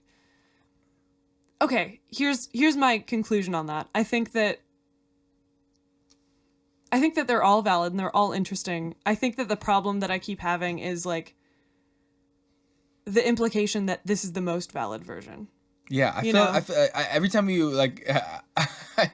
And I'm not saying this to you. I'm saying this in general and to myself, and I'm figuring it out. I think you're still like emotionally tied to the I am. I will own that. The theater community and the political implications that this may have, as opposed to like looking at specifically this. And it sucks too because we're like putting this conversation out there for people. So like you validating this play may be like adding to the thing that you hate, which is like that's what I'm scared of. Which is like. Yeah, I think we are clear enough in the fact of like why I mean I don't want to speak for you specifically, but like yeah, I think it's good for certain reasons and for the reasons that we think there are toxic reasons to like this play. Yeah. That's what we're making a distinction between. Yeah. And I think we've been crystal clear. I think so too. I think yeah. So, I hope you feel safe enough. I do. I feel good. Okay, cool. So anyway, getting back to the end of the play, we like get through the fallout, which is like everybody like realizes who's who. Yeah. And they're like, you know, so after that tongue kiss, which I don't think is a tongue kiss anymore. I think Sebastian has just closed his mouth, and then they use that excuse to have Margaret just wipe the lipstick all over his face. Yes. So he can be like, I saved you from these people who weren't really a threat. And then he just like stops in silence. It just looks at the crowd with his lipstick all over his face. And she's like, and so right before that, she had been fucking trying to beg Cesario / Viola to like love her, and he's like, no, I can't. I'm a woman, but you don't know that. And my master loves you. Okay, bye. And just switches out with Sebastian, and she's like, won't you just fucking love me? And he's like, yeah, I would love to. Like, and she's like, he's like a horny 18-year-old, and this is like a hot, you know, fucking royal person. Fabulous and he's royal like, person, yeah. Yeah, and she's like, okay. It was a fucking hilarious moment. It was delightful. So they go fuck. Yeah. She's like, do you want to come back to my house? And he's like, yeah. He's like, duh. So basically he's been just like, you know, treated like Viola by everybody. He's like, everyone in this town's crazy, but this hot royal person wants to get down. So like, let's get down. Let's do it. Like, so they go smush, and then. Okay, Doug Judy. I see what you're getting at. Don't think He's you're not being the first sneaky. person to say that, Chloe. Yes, you're just so entrenched in the shows and that I've shown you. Don't pretend you weren't pretending to be Doug Judy just now. So yeah, and then it plays out, and the Duke, what the hell is his name? Orsino. Uh-huh. He's like, oh, well, since Cesario, you're actually a girl, this is great, because I was all about you and I thought I was gay. Turns out I'm not. Let's do this. Mulan. Let's all get married together. And then they, for some reason, have to wrap up the Malvolio plot where he was imprisoned now because of the fact that he's like, quote unquote crazy. They're like, we can lock him up now because our mistress thinks he's mad too. So like, and like, he's just in prison now, and like the fool gets in there. It's really a lot, and it doesn't seem like it means much. And he, you know, but they have to play it out. So he's like, he writes a letter to the queen, and they're like, fucking. Yeah, let him come out here. And he's like, look, is this your handwriting? She's like, no, it's not my handwriting. It's Mary's handwriting. And they like play that out, and he's like, they feel bad for him. He's like, I'll revenge upon all of you. And he like walks out like, what the fuck? Like, that's why I call it modular, because it like means nothing to the conclusion of the other things. It's tied in logistically. It's always weird. I've never seen it not be weird. It was weird here too. And it I don't know how to make it not weird. Someone please write in and tell us how to make this not weird. It's woven in logistically and for the plot, so it's kind of hard to untangle it. You might have to change some things to like get it out or move it along. But it makes the play be 3 hours long, and this play only really needs to be about 2 hours and 25 minutes. And if you were gonna end Malvolio in any way, how would you end Malvolio? ooh, Like, so Malvolio's in prison, then what happens at the end? I don't know. I don't I know. know, that's what I keep thinking too. I might either like put in some seeds to make him more evil, so he can just make him stay in prison. I mean, I'm just guessing here. Yeah, I am not a fucking screenwriter No, or a story I'm writer just or a curious. playwright. But I mean, like, so if I'm somebody, but I am an organized person, so and I triage things all the time. So if I'm like looking at the super zoomed out bird's eye view of this play, I would either make him more evil. I don't know if that means I need to write new lines for him or just make certain things play Make him an differently. asshole, yeah. Then I would make him more of an asshole, and I would just let him stay in jail and cut out all the parts where somebody gets him out of jail. So once he's in jail, he'd be in jail. He's done. Or I would, but I don't know. Like maybe that does like lose certain elements of the play that were important. I don't know. So now I'm second guessing myself because I'm like, I'm not sure what I would change, but I just know that the way it is, the way I just saw it was like, what?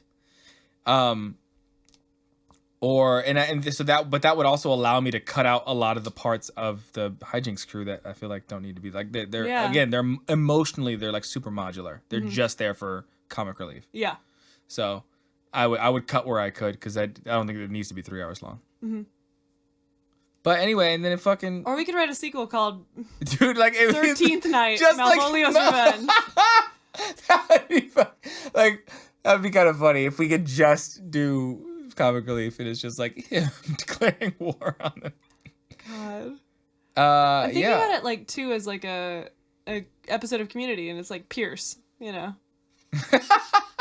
Like he fucks up. I'm trying to not like reference that all because not everybody's seen it. I know, and it's but like you know, I'm just trying to like it's a sitcom-y kind of like he's a total asshole. Now he got punished. All right, now he's out. Yeah, I don't think that's universal enough of a reference to like keep like bringing it up that much. But like, yeah. Community.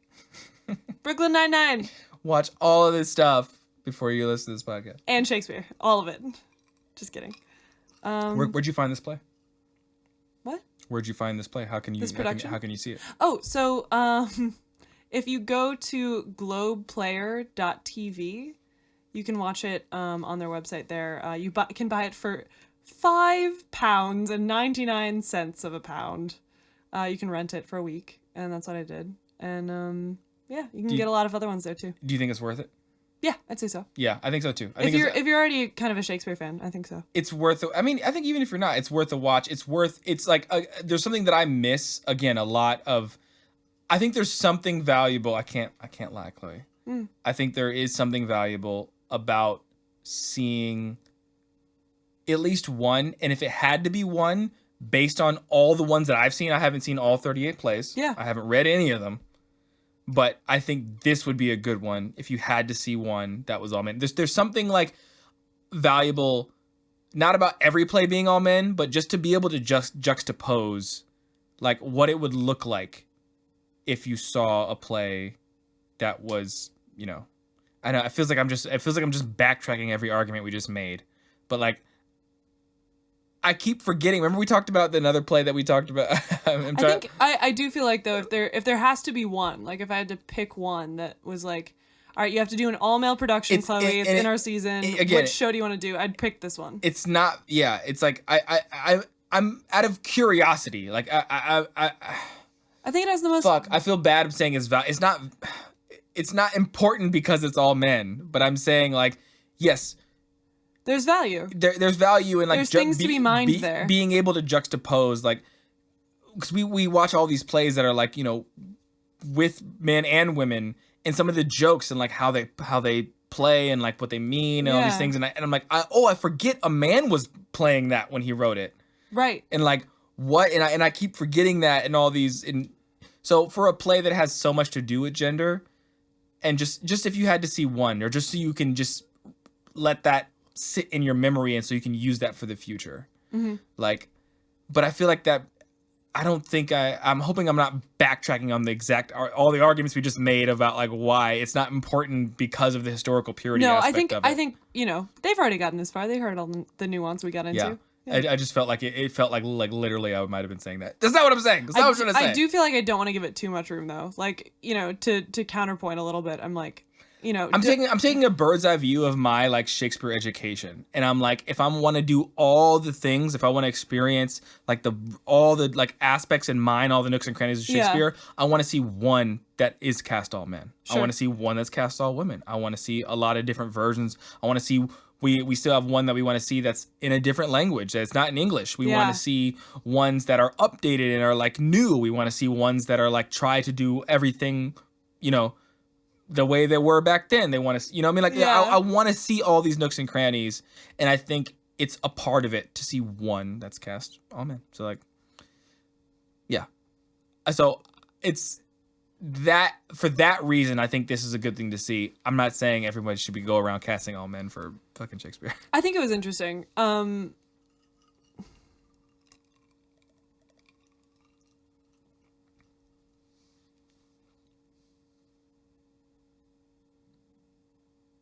Chloe has a real like pensive look on her face right now. She's about to say something. It's gonna be deep.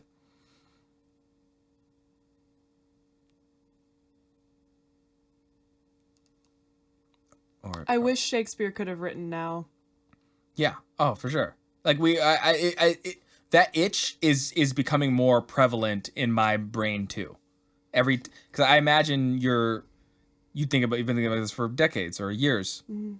What are you like? You're like 18? How old are you? 49. Same.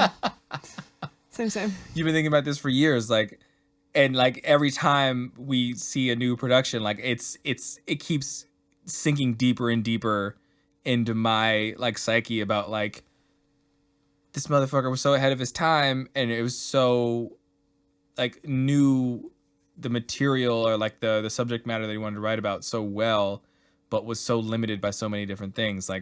What if I feel like that's the struggle of being an artist though. You're always going to be limited by time or money or circumstance. And I think now it's better, but I think there's still a lot of problems in terms of funding and I mean I don't know if we're saying the same thing. I think we're not, but I think semantically it doesn't matter, and we're kind of saying things that are both true. But I think that the main thing that I want to say before we end this is I think in a vacuum or in a bubble, I really like this. And I think that it has a lot of value, but I feel really uncomfortable about the idea of this being the status quo or this being the pinnacle of what Shakespeare can be. Right. And it's not just because of I want a job. It's partially because I'm it can't exist in a vacuum, very much a lot of no other art can exist in a vacuum. And I think that that's what scares me about it a little bit, and that's what makes me feel uncomfortable. And I both can and can't separate those two. I can separate it in my mind when I'm watching it. I can't separate it when I'm thinking about it afterwards, or when I'm talking about it, or when I'm sharing about it with other people. Yeah, that makes sense. And yeah, it definitely was not. I've seen examples in just within the episodes we watched in this podcast that are this is nowhere close to how profound or what parts of Shakespeare that I think are really good. Yeah. This is more an interesting side thing on the fringes that I was oh, that was cool. It was interesting that they tried that. Totally. As opposed to this is where it's at. Yeah. Yeah, exactly. And I totally agree with you. I think it has its place in this interesting side fringy thing. But I think so many times I keep hearing about how it's just the pinnacle, or it's the thing, and that it's so much deeper or better than any other Shakespeare. And I'm and I get the value and I see it, and it's definitely not lost on me. And it strikes or it hits close to home for a lot of these issues that have to do with masculinity and how it affects people.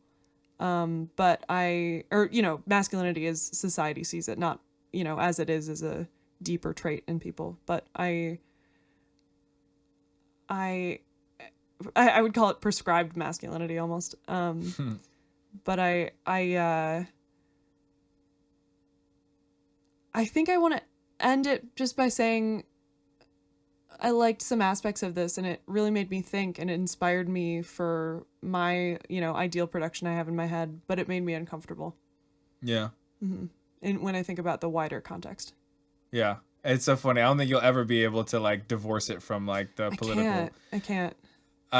Because I'm not in your world, and I'm also don't have the conflict of interest of wanting to, be employed and like do these things. And it's like, I do have like the luxury of like a step away from it. Yeah. Yeah. I think I'm able to like enjoy it on like without those things pulling at me. Cause it's like, you can't ignore them because they exist. Like, yeah. Like, so I don't fault you for like connecting those two things. Yeah. But yeah, I recognize that, like, yeah, I don't know, I that step away, like, it's the luxury of being a viewer, of just being of like just a consumer of it and not a participant. Totally. But it's fascinating either way, and I love talking about it. Can I tell you about a little about my ideal production now? I forgot all about that. I know, I did too until just now.